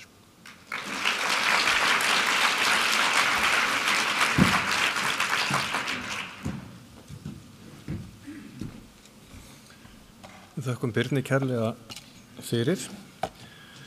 Nú í ljósi þess að þema fundarins þróun í takt við þarfir sjúklinga að þá ákváðum við í aðdragandanum að leita til fólks sem að þekkir þjónustuna af eigin raun upplifun þeirra af Landspítala og tækifæri sem að eru kannski til úrbóta. Og við leitum til sjúklingasamtaka sem voru okkur innan handar við þetta verkefni og við þökkum þeim fyrir þeirra aðkomu. Afraksturinn má sjá hér í eftirfarandi myndbandi sem ég ætla nú að reyna að setja af stað og sjáum hvað gerist. Starfsfólki bara yndislegt upp til hópa. Oft þessi hlutur að koma upp kannski helgar eða kvöldin og það var mjög auðvelt að ná sambandi við vakthafandi lækni. Þeir fóru fram á það að ég færi þungunarpróf í hvers skipti áður en ég fengi lyfið. Ég svona, þú spurði hvort það væri búin að lesa skýrslurnar mínar og alveg saman, þú átt samt að færa þungunarpróf. Svo ég segi, ég er búin að fara í legnám, það er búið að klippa eiginmanninn og ég og barnabörn og ég er ekkert að fara að spá í þetta, en nei, ég skildi sína þungunarpróf. Ég upplifi bara það að ég er örugg og fæ þar mína mælingar og andlegan stuðning. Að mann sé sýndur skilningur og samkennd fyrir ástandi manns, þú veist, maður ræður ekki við hvernig manni líður og hvað maður er að hugsa og hvers konar heimsmynd maður hefur. Þá hefur mér alltaf þótt best að manni sé bara mætt með bara skilning og kærleik þótt að þurfi ekki að vera sammála manni eða eitthvað þannig. Það sem skiptir okkur bara mestu máli er að það sé á okkur sé hlustað, hvort sem það eru áhyggjur eða ekki. Það er eftirfylgni, að það sé ekki alltaf að byrja á byrjun. Það er þetta aðgengi að læknunum eins og til dæmis núna með ígrætt nýra að ganga með svoleiðis út í heiminn er mjög sérstakt og maður upplifir sig mjög óöruggan og hérna er maður bara einu símtali frá því að fá svör við því sem maður er að pæla. Með geðklofasjúkdóminn þá er svo erfitt að sko fóta sig stundum í bara okkar veruleika, að maður getur orðið mjög hræddur og kvíðinn og verið með alls konar ranghugmyndir, og þá eiginlega best að mæta bara mann með svona smá umhyggju. Persónlega þjónusta og bara samtali við minn hjúkrunarfræðing. Sko mér finnst eiginlega helstu áskoranir kannski hvað sviðin tala ekki saman. Eins og ég labba eiginlega bara beint út af kvennadeild inn á barnadeild, eða sem sagt inn á barnaspítalann, og mér fannst enginn vita neitt mig eða hann eða neitt okkar sögu, og það var alltaf verið að spyrja mig að sömu hlutunum. Þú veist, maður alltaf að byrja á byrjun og það ofboðslega þreytandi. Það gott að hafa tengsl við önnur samfélagsúrræði þegar maður ekki veikur á þeim skala að maður þurfa að vera inn á spítala, að hafa tengsl á milli hugarafls eða hlutverkasetus og alls konar svona þannig starfsemi. Mér finnst sko starfsfólk Landspítalans bara yndislegt og ég hef alltaf bara fengið mjög góðar viðtökur alls staðar þar sem við förum, og mér finnst alltaf vera að hlusta á okkur sko.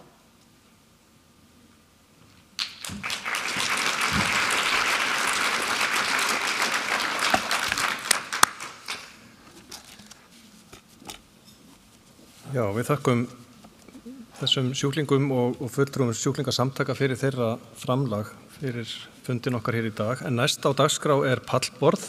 Pallborðið horft til framtíðar, og í dag ákváðum við að leita til ungs fólks sem við nám og störf á Landspítala og sóttumst eftir að fá fram þeirra sjónarmið heilbrigðisþjónustu dagsins í dag og framtíðarhorfur.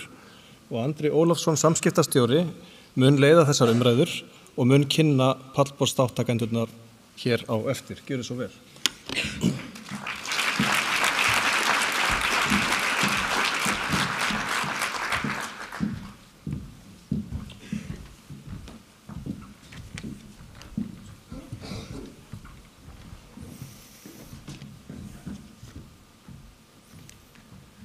Já, komið þið sæl. Við höfum sem sagt fengið ungt fólk hérna í pallborðsumræður sem hefur verið við nám og störf á spítalanum undanfarin ár, og ætlum að ræða við þau þema þessa ársfundar sem þróun í takt við þarfir sjúklinga. Og hjá okkur eru hérna Sólveig Gylfadóttir sem framhaldsnemi í hjúkrunarfræði og hjúkrunarfræðingur á smitsjúkdómadeild. Þar á eftir kemur Brynja Björk Beck. Hún nemi í klínískri sálfræði og tilvonandi sálfræðingur á 33C móttökugeðdeild.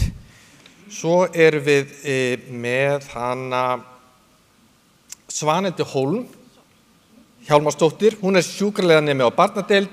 Svo það Eyvindur Runólfsson, hjúkrunarfræðinemi á bráðamóttöku, og Stella Rún Guðmundsdóttir sem sérnámslæknir í almennum lyflækningum. Sko, við ætlum að ræða þetta þema. Þarfir sjúklinga, og við erum kannski að velta fyrir okkur hvort að þær hafi mögulega breyst eitthvað á undanförnum árum, þessar þarfir sjúklinga og jafnvel kröfur sjúklinga tiltekna þjónustu eða gæði þjónustunar. Hvernig horfir þetta við ykkur? Sko, það í rauninni bara ótrúlega farsælt skref fyrir spítalann að fara í allt umbótastarf, og sér í lagi ef að það snýr að bara upplifun sjúklingsins að sjálfsögðu, og ég held að getum alveg öll verið svolítið sammála það sko. Þannig að og við náttúrulega bara sem nemar erum ótrúlega heppin að fá að taka þátt í því að móta framtíð spítalans. Og þegar við vorum að tala saman daginn, þá bentur þú kannski að þessi sjúklingahópurinn alltaf að breytast. Algjörlega. Og náttúrulega mikið talað bara hvað þjóðin eldast og svoleiðis, en náttúrulega svo margt í þessu, og þar má náttúrulega nefna bara fólksfjölgun sem stafar bara nýbúum og flóttafólk og alls konar, og það svolítið svona stór áskorun sem að við höfum tekið eftir, allavega ég sem nemi, að kannski þó það sé frábært og margt sem við höfum lært af reynsluboltum innan Landspítalans, en það náttúrulega bara, þetta nýtt fyrir okkur öllum og vantar kannski svolítið bara þekkingu líka, að hvernig við ætlum að tækla og bara bjóða þetta fólk velkomið, og hvernig við ætlum að útrýma bara fordómum og því að það er náttúrulega bara það er bara staðreynd að fordómar þrífast innan heilbrigðiskerfisins, því miður, það er leiðilegt að segja það, en það er bara svoleiðis. Og við kannski, Helga, bara okkar hlutverk að skapa nýja vinnustöða menningu, þar sem að hvað skal ég segja, bara hagsmunir sjúklingsins eru ávallt í forgrunni og við erum að skapa þetta rými til stöðugra umbóta. Hvað segir þið þarfir sjúklinga, kröfur sjúklinga, er þetta alltaf eins, verður alltaf eins eða er þetta eitthvað sem er að breytast? Ég held þetta sé klárlega að breytast og eins og að tala að sjúklingahópurinn svolítið breyst og við stöndum náttúrulega frammi fyrir því að við erum með bæði eldra fólk, hrumara fólk og fjölveikari einstaklinga en áður. Og maður sér það bara, nú vinn ég náttúrulega á almenna lyfjalækningasviði á Landspítalanum og fæstir leggjast inn í dag með eitthvað eitt afmarkað vandamál. En við kannski þjálfum okkar læknanema og erum svolítið ennþá með þann hugsunarhátt. Og ég held að það var ótrúlega mikilvæg svona innri íhugun sem ég átti sjálf var að gera fyrir bara þennan panel. Þar sem ég var að hugsa að þegar ég er með læknanema á deild, þá segi ég ofta eitthvað, herru, taktu þennan með húðsýkinguna. Það er eitthvað í gangi þar, það er eitthvað áhugavert. En svo er kannski svona eldri manneskja sem er með mörg vandamál eða eitthvað sem er svona orðin svona það sem við kallum langlegu sjúklingur eða eitthvað svoleiðis, þá er eitthvað svona, þetta er nú ekki eitthvað spennandi fyrir þig. Svo við þjálfum þau ekki upp í að sinna þessu sjúklingum eða að sjá þetta sem áhugaverð vandamál sem þetta eru þegar maður tilengar sér að takast á við svona vandamál. En þau krefjast klárlega meiri teymisvinnu. Nú erum við þetta útskrifta teymi sem ég algjörlega elska og að tala við hjúkrunarfræðinga þar sem eru þjálfaðir í að takast á við, ok, hvenær er einstaklingur tilbúinn að fara heim til sín. Af því við erum ofta að útskrifa fólk sem við erum ekki að fullu búin að lækna, heldur við erum að sinna langvinnum sjúkdómum og við viljum bara koma þeim á það stig að þau geta útskrifast heim en verið áfram með sinn sjúkdóm heima. Og ég held að við þurfum einhvern veginn að þróast meiri þá átt að líta á þetta sem okkar svið á spítalanum og þjálfa okkar nema í þessum hugsunarhætti líka. Og ég ætla að fara að gera meira í. Ég ætla að hætta að segja að þetta er ekki áhugaverður sjúklingur. Ég ætla að segja að þetta er mjög áhugavert. Ég kennir ýmissa grasa. Ég held líka, eins og segir, þá er þjóðin að eldast. En á sama tíma þá er yngri kynslóðin að treysta mjög meira á tæknina og allt verið tæknivætt. En þetta er ákveðin togstreita sem myndast í að eldri kynslóðin vill bara fá samtal og nennir ekki að skoða eitthvað app. Og meðan unga fólki nennir ekki svona hlustamann og vill bara fá þetta í SMS, helst strax. En þetta er líka ákveðið verkefni sem er erfitt að díla við. Og ef ég má taka boltan þarna, að þá er bara líka mikilvægt fyrir okkur sem fagstéttir að bara líka kanna heilsulæsi fólks. Það eru ýmsar upplýsingar á netinu sem hægt er að fletta upp og misáreiðanlegar eins og við flest vitum líka og eins og með aukinni tækniþróun og allt þetta, við getum sendt fræðslu í síma hjá fólki að auðvitað er það frábært for allt það, en við þurfum samt að taka með líka af heilsulæsi fólks svo við getum farið yfir með sjúklingnum og mynda þessi tengsl líka við hann og einmitt útskýrt fræðsluna, útskýrt niðurstöður og blóðprufum og annað. Það er mikilvægt að eiga þetta samtal við hann líka. Svona, já. Og líka þó að sumir vilja fá þetta með tæknina og sumir ekki. Spurningin líka er aðgengi að tækninni. Við þurfum líka að þróta samhliða því að við erum að hafa þetta aðgengilegra í síma og snjallsíma. Þess að við kemur að geðinu, það er ekkert allir sem hafa snjallsíma eða hafa einu svona aðgengi á tölvu. Þannig við líka svona að kíkja akkurat þessar báðar hliðar. Og aðstoða þá sem kunna kannski ekki á þetta, eins og eldra fólki okkar. Þegar maður tekur eftir upplýsingaflæði er oftast það sem að skjólstæðingar tala og verður líka að tala breyttan hóp. Þar kemur inn tungumál, þar kemur tæknin sterk inn og þá líka oft þessi samskipti sem kannski fyrir utan viðtölin. Maður upplifa þessu kannski meira ánægð með að það kannski túlka þjónusta eða annað í viðtölunum, en svo þessi litlu samskipti sem fara inn á milli viðtala sem kannski þar verður svona.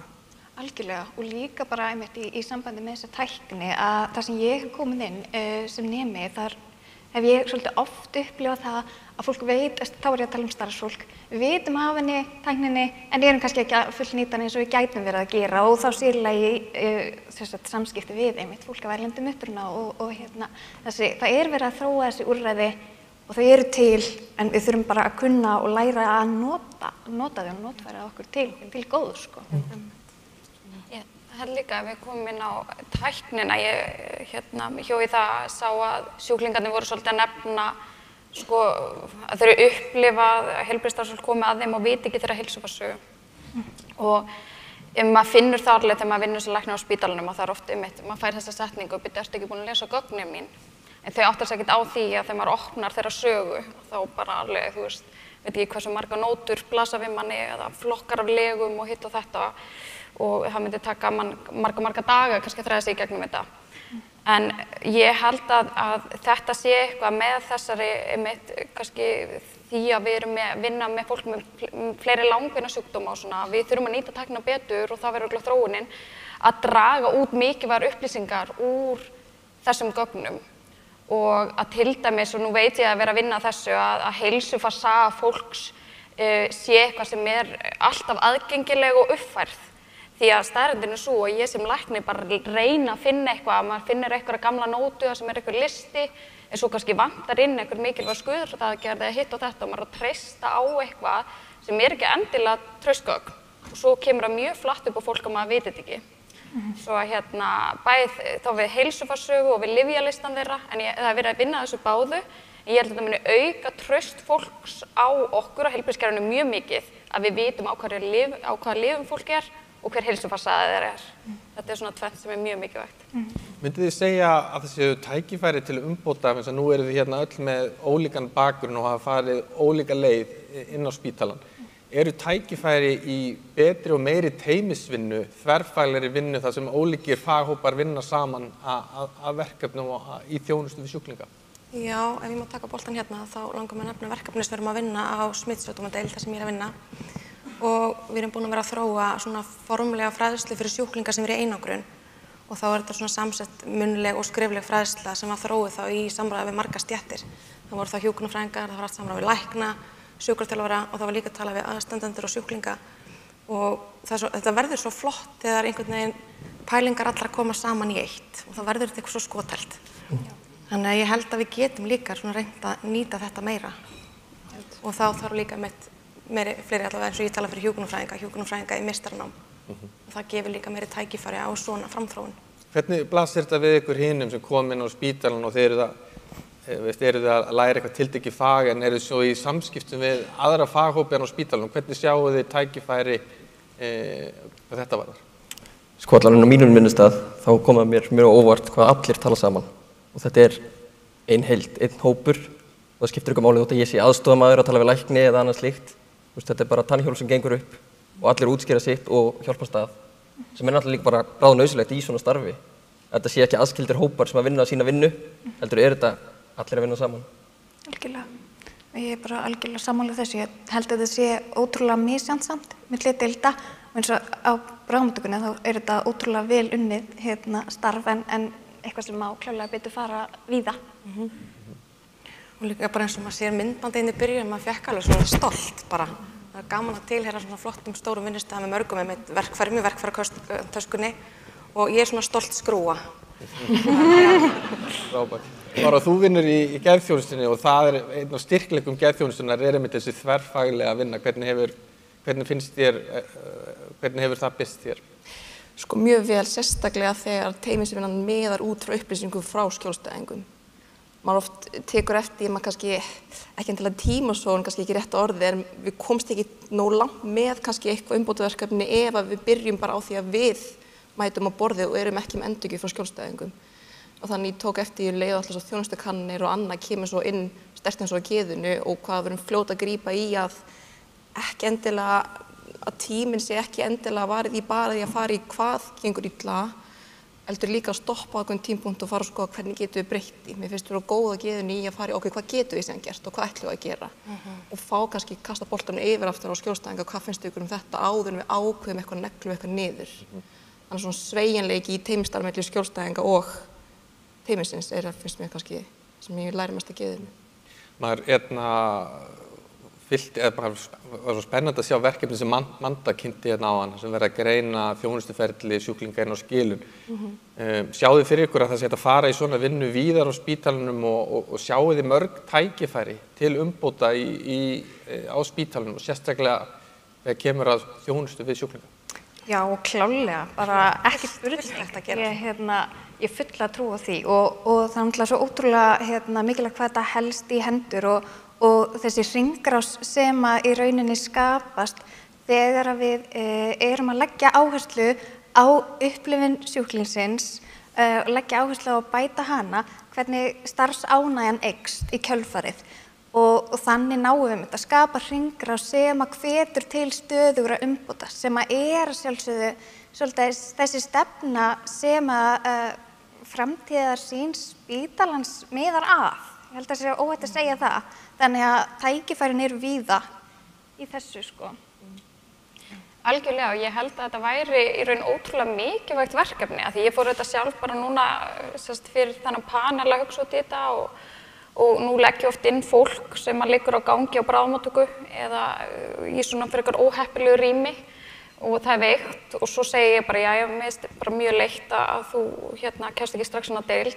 Ég hugsaði bara hvað myndi breyta miklu ef þau fengju bara svona fyrir augun og eyrnatappa og ég var bara eitthvað, þetta er ekki mjög dýrt en þau myndu kannski bæta svefngæðin, þau myndu upplifa svona einhvern veginn betri þjónustu og ég var að hugsa bara, vá, ég hef aldrei pælt í þessu, þú veist, en að því við erum auðvitað, við hugsum út frá okkur, þú veist, og auðvitað hugsa ég alltaf, þetta er ömurlegt, en ég hef ekki hugsað alveg hvað getum við gert til að samt aðeins bæta þetta. Þess að ég held að svona verkefni á hinum ýmsu sviðum við gætum örugglega fundið fullt sem væri hægt að gera til þess að bæta upplifun sjúklingana og minnst líða þess að við erum að gera allt sem við getum til þess að láta þeim líða betur. Það er gott að fylgja sjúklingum allt ferli, þetta er langt ferli og það þarf ekki nema eitt að bregða út af, þá er öll upplifunin hræðileg. Þú veist, að það þú komir inn og ert í 12 tíma og allt gekk vel en þú svangur allan tíman. Já. Þá er upplifunin strax orðin ónýt og umræðan kannski helst í hendur við það. Og það er náttúrulega einmitt bara það sem stendur upp úr. Það er bara svoleiðis. Því við erum að gera svo frábæra hluti á Landspítala. Það er alveg fullt af flottum hluti sem við erum að gera og umbótastörfum og framþróum og alls konar. En það er einmitt þessar neikvæðu athugasemdir og upplifanir sem fara í fréttirnar. En það er alveg frábært starf. Og það er kannski áhugavert sem þið bendið á og áhugavert að heyra frá ykkur sem eru að hefja ykkar starfsfélag á spítalanum að þegar þú upplifir ánægju sjúklings hvað það gefur mikið en hvað það hlýtur á sama tíma að vera erfitt þegar það gengur ekki, þegar þú ert í aðstæðum sem þú ert ekki að bjóða þá þjónustu sem þú helst vildir kjósa og það hlýtur að vera líka mjög erfitt og mögulegt að taka það inn á sig og jafnvel heim til sín. Já, og það náttúrulega skapar líka bara álag. Þú veist, það skapast þetta starfsálag. Í hennum drauma heimi þá þurfti ég ekki að byrja hvert einasta samtal á afsökunarbeiðni. Eins og er smá raunveruleikinn í dag, afsaka biðtíma eða aðstöðu eða eitthvað slíkt. Já, algjörlega. Ég held að sé líka bara svona við sem höfum verið að vinna með sjúklingum að þegar við finnum þetta þakklæti og að við séum að gera gagn að það er svona bensín okkar til þess að halda áfram. Það finnum við bara okkur, ég er hérna út af þessu. En það er einmitt þetta þakklæti og þegar eitthvað gengur upp og svona. Og þetta vegur það alltaf sterkara móti öllu öðru einhvern veginn. Og það er líka alveg ótrúlegt hvað fólk er oft þakklátt þrátt fyrir ganginn ef það bara upplifir að manni finnst það leitt og það upplifir að fólk sé að gera og það segir það oft, ég bara upplifi að allir hérna sé að gera sitt besta og ég held að það er það sem það tekur oftast með sér heim sko, þrátt fyrir þetta. Ótrúlegt hvað eitt bros getur komið manni langt sko. Já, gera það. Ég sammála því sko okkur hvað svona grunnþarfirna sem við erum ná að sinna hjá skjólstæðingum þróttast þakklátar fyrir það. Þau sjá alltaf ekki vinnuna á baku en þau sjá þessa vinnu akkurat eins og að tala við þau, hlusta á þau, akkurat gefa þeim ristabrauð, grilla samloku, það getur gert ótrúlega mikið. Og hvað með einhver meginn má ekki gleyma því sérstaklega þegar hraðinn eykst og þegar meira álag. Og það getur ofta að vita akkurat frá skjólstæðingu hvað finnst ykkur vera svona mikilvægast að setja í staðar þó að þið sjáu þessi mikið að gera hjá okkur varðandi meðferðina sjálfa. Ég hugsa líka og auðvitað ef ekki alltaf að hugsa um það hvernig við komum fólki heim sem fyrst en ég hugsa að það er líka eitthvað sem ég þarf að gera á mínu starfi að ef maður finnur leið til að bæta líðan sjúklinga eins og það að passa að ná í hvíld þrátt fyrir að sjá bráðamóttökunni og verði ekki mjög svangt og svona augljóslega ef þú ert einhvern veginn ágætlega hvíldur, ágætlega nærður þá ertu upplifir frekar öruggari til að takast á við einhverja áskorun eins og að fara heim þó þú sért svolítið veikur en getur verið heima og farið á göngudeild. Ég held að já, klárlega eitthvað sem við getum hugsa meira að reyna að bæta líðan sjúklingsins því að ef þú ert veikur og algjörlega ósofinn og svangur þá erfitt að hugsa að fara heim held ég líka. Glæsilegt. Við komumst ekki lengra með þetta. Við erum ótrúlega heppin að hafa ykkur í vinnu á Landspítalanum. Ég ætla að biðja salinn að gefa ykkur gott klapp.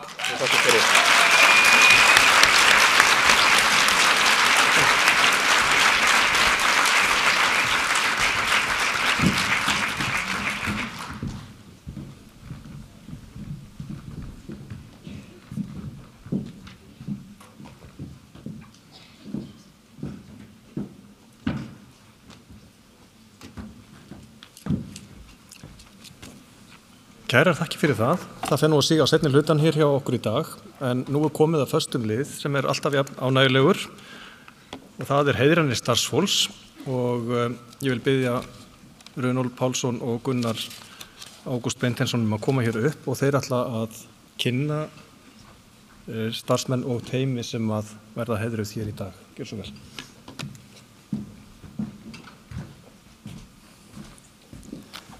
Takk Magnús. Gaman að hlusta á panelinn. Nú ætla ég að kynna mig, ég heiti Gunnar og ég skiptilíkill. Þannig að, en ég veit ekki hvort það tekið eftir, ég í grænu jakkafötum og ég hef búin að stúdera hvað upp á liðið hans Viljums. Það Breiðablik og þetta hefur allt áhrif og að reyna að sækja meira fjármagn. Það voru svona dulin skilaboð til hans. En þetta hápunktur fundarins finnst mér, heiðranir starfsfólks og Landspítali heiðrar árlega starfsmenn sem sýnt hafa framúrskarandi árangur og lagt fram sérstaklega lofsvert framlag til starfseminnar. Í ár kynnum við nýtt fyrirkomulag við heiðranir á ársfundi.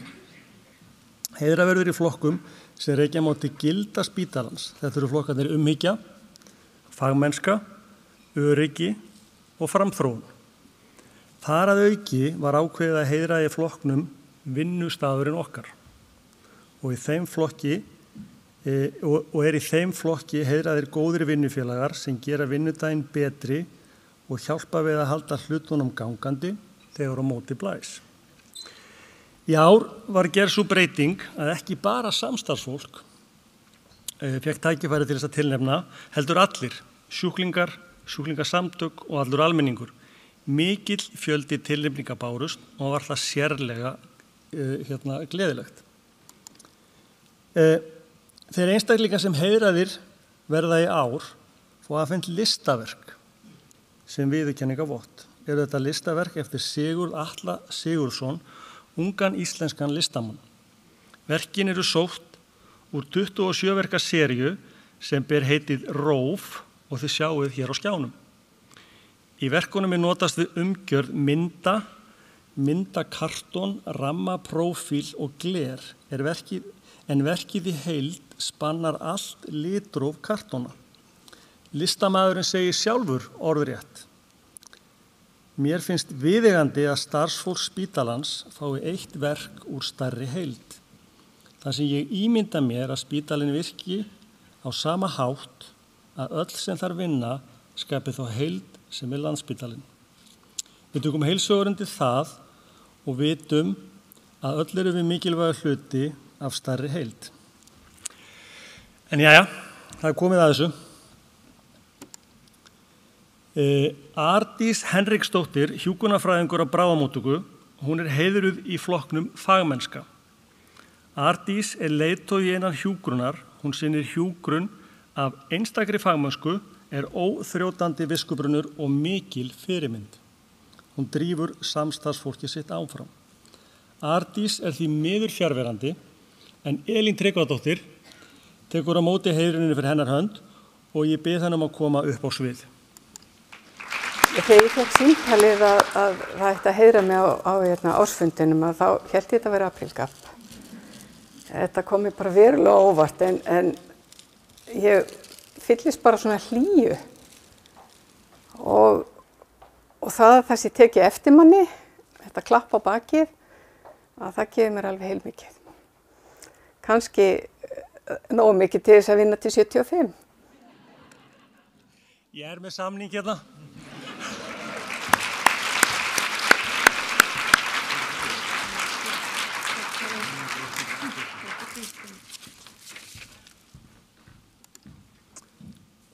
Dagbjörg B.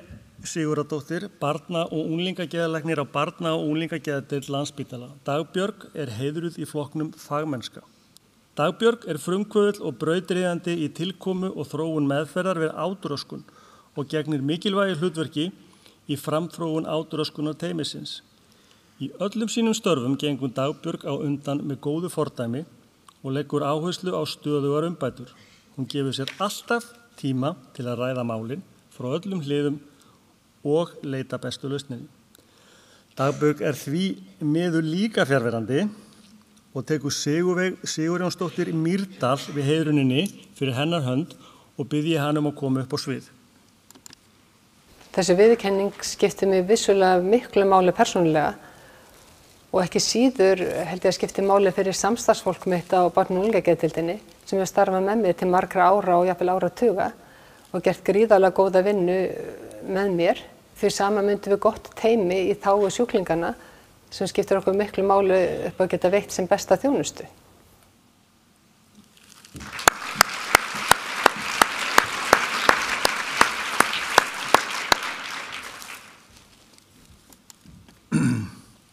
Gunnhildur Gunnarsdóttir, sálfræðingur í DAM-teymi.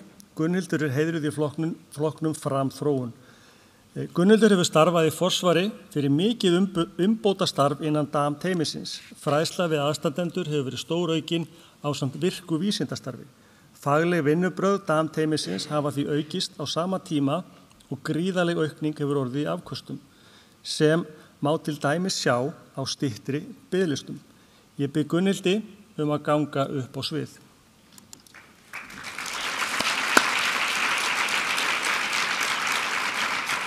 Ég svona táraðist smá, ég var svo ánægð og já, það skiptir ótrúlega miklu máli að fá hrós og jákvæð styrking virkar. Ég hafði alltaf trú að ég var að vinna gott starf, það vantaði ekki, en það hjálpar samt einhvern veginn að fá einhvers konar staðfestingu, svona utanaðkomandi.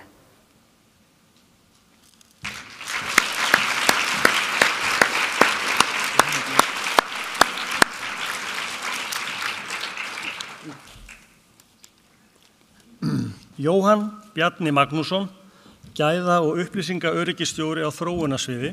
Jóhann Bjarni heiðraður í flokknum öryggi. Jóhann Bjarni hefur staðið vörð upplýsingaöryggi spítalans í gegnum tíðina. Hann framúrskarandi fyrirmynd í upplýsingatækni málum. Hann svo sannarlega mikil auðlind fyrir spítalan. Ég bið Jóhann Bjarna að ganga upp á svið. Það mjög ánægilegt að vera tilnefndur á þessu sviði því að hlutverk okkar fyrst og fremst að vera bak við tjöldin og passa allt virki og maður kannski lýsa þessu við ef að þú hver að kveiki ljósið það virkar ekki þá áttar það að það eitthvað og við viljum náttúrulega bara vera bak við tjöldin og bara ánægilegt að það sé tekið eftir þessu líka að allt virki.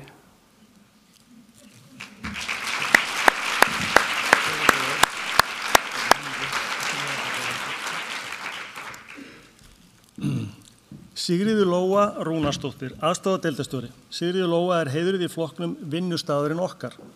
Lóa svo sannarlega límið á deildinni og heldur öllu saman. Hún glaðlynd, hvetjandi, jákvæð og drífandi. Hún einstök kona og ómetanlegur starfskraftur. Það ættu allir að eiga eina Lóu. Ég bið Lóu að ganga upp á svið.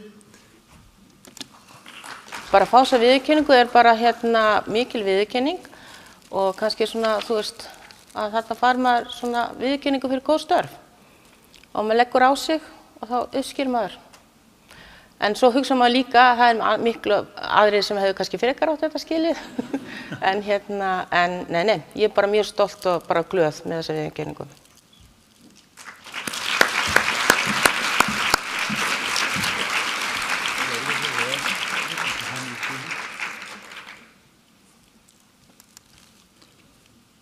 Sigurlaug Magnúsdóttir, hjúkrunarfræðingur.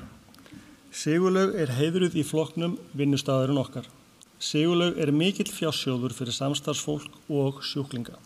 Það alltaf hægt að treysta á Sigurlaugu og umhyggja hefur einkennt störf hennar alla tíð. Sigurlaug því miður ekki viðstödd í dag en Ólína Björg Einarsdóttir tekur við heiðruninni fyrir hennar hönd og biðja hennar að koma upp á svið. mér þykir óbúslega vænt spítalann. Landspítalinn partur af lífi mínu og ég reyndi að fara af spítalanum en ég gat það ekki. Ég fór tilbaka og að fá eitthvað svona, kannski þegar það komið að starfslokum, það er fallegt.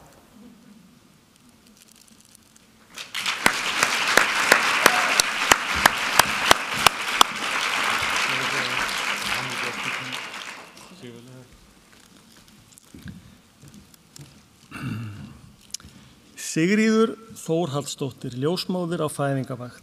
Sigríður er heiðruð í flokknum umhyggja. Sigríður á farsælan feril sem ljósmóðir. Hún sinnir öllum skjólstæðingum sínum af einstakri hjartahlýju og virðingu. Hún er mjög fær og unun er að fylgjast með henni, sinna störfum sínum af fagmennsku. Ég bið Sigríður að ganga upp á svið. Það er virkilega góður vinnuandi þarna, mikil samhyggja, en að vera valin út að það fannst mér svona mjög ánægilegt og mikið heiður, en ég skil það að það eru svo margir aðrir sem hefðu átt að fá þetta frekar en ég jafnvel.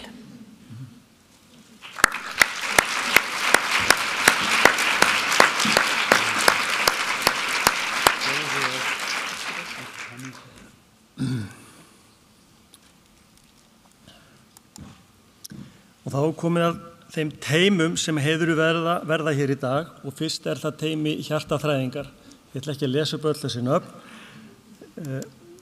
en hjartaþræðing krefst mikillar fagmennsku og fyllsta öryggis sé ávallt gætt. Viðhorf teymisins er einstaklega lausnamiða og mikil starfsánægja sem og jákvæðni ríkir á deildinni. Þannig að eftir því er tekið. Þá hefur teymi hjartaþræðingar tekist að fjölga aðgerðum og halda biðlistum í skefjum. Edda Traustadóttir og Ingibjörg Jóna Guðmundsdóttir taka á móti heiðruninni fyrir hönd teymisins og bið ég þær að ganga upp á svið. Svona heiðrun skiptir heilmiklu fyrir teymið. Þetta er svona ákveðin staðfesting á að við séum að gera vel og við viljum gera vel og leggjum okkur mikið fram við það að vera fagleg og sjúklingarnir séu öruggir hjá okkur. Og það er kannski gleðilegt fyrir starfsfólkið að vita eftir þessu sé tekið, þó að auðvitað sé kannski mest umbun yfirleitt í því að sjúklingarnir eru þakklætir, en það er samt gott að fá einhvað smá klapp á baki held ég fyrir starfsfólkið.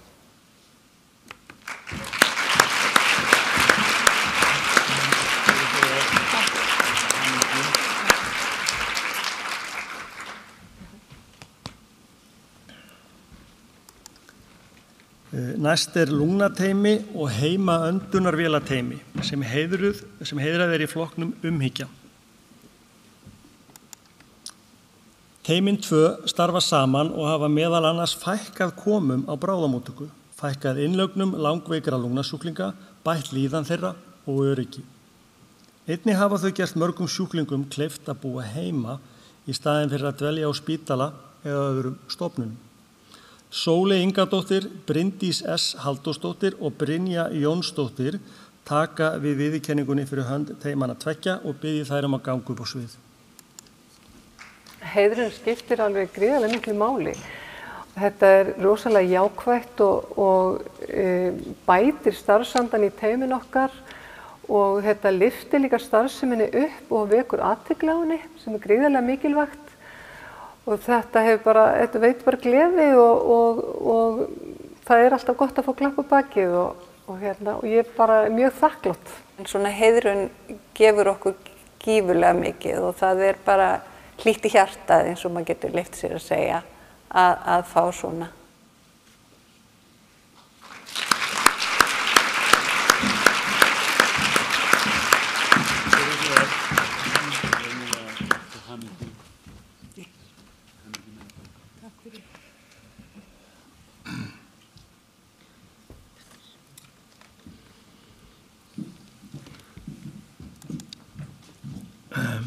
Blóðhlutahópur Blóðbankans sem heiðraður er í flokknum framþróun.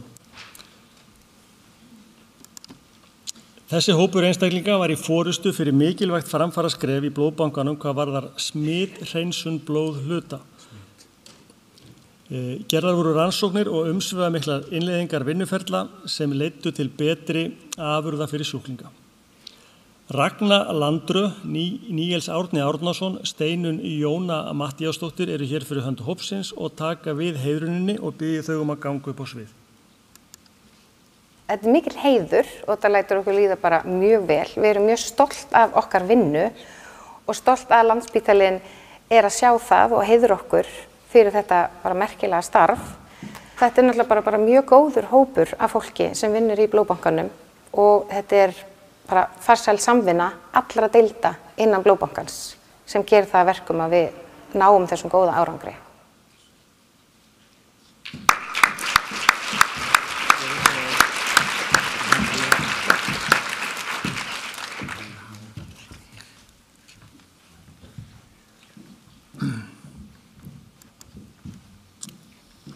Að lokum eru það innlagnarstjórar sem heiðraðir eru í flokknum öryggi.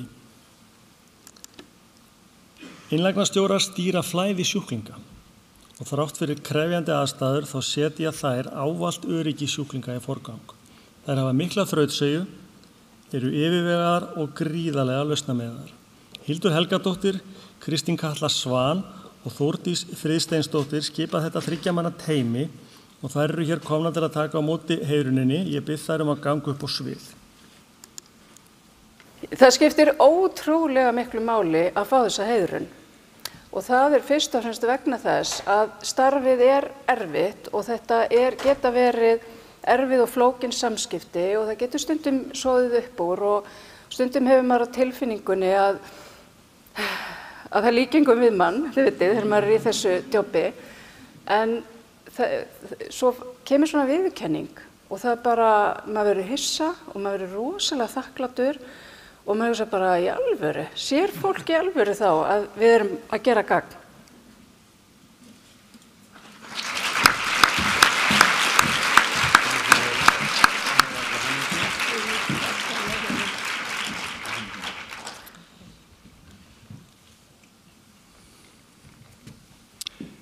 Þetta var síðasta heiðrunin í dag og við þökkum þessum einstaklingum og teymum fyrir framúrskarandi störf í þágu sjúklinga og Landspítala og ef við ekki að gefa þeim öllum hérna eitt gott lokaklapp.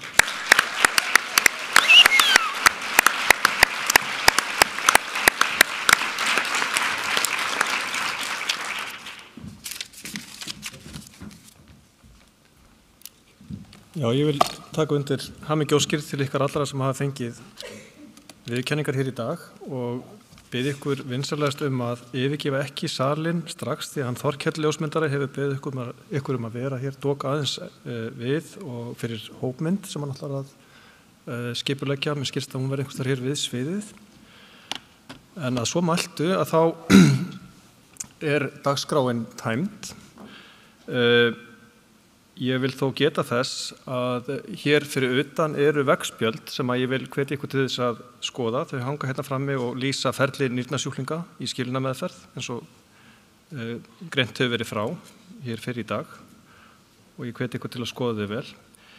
Nú, ég vil líka minna á sumarpartíið sem að fyrir starfsmenn spítalans og hefst núna eftir rétt tæpa klukkustund og verður haldið í Flóa hérna á fyrstu hæð.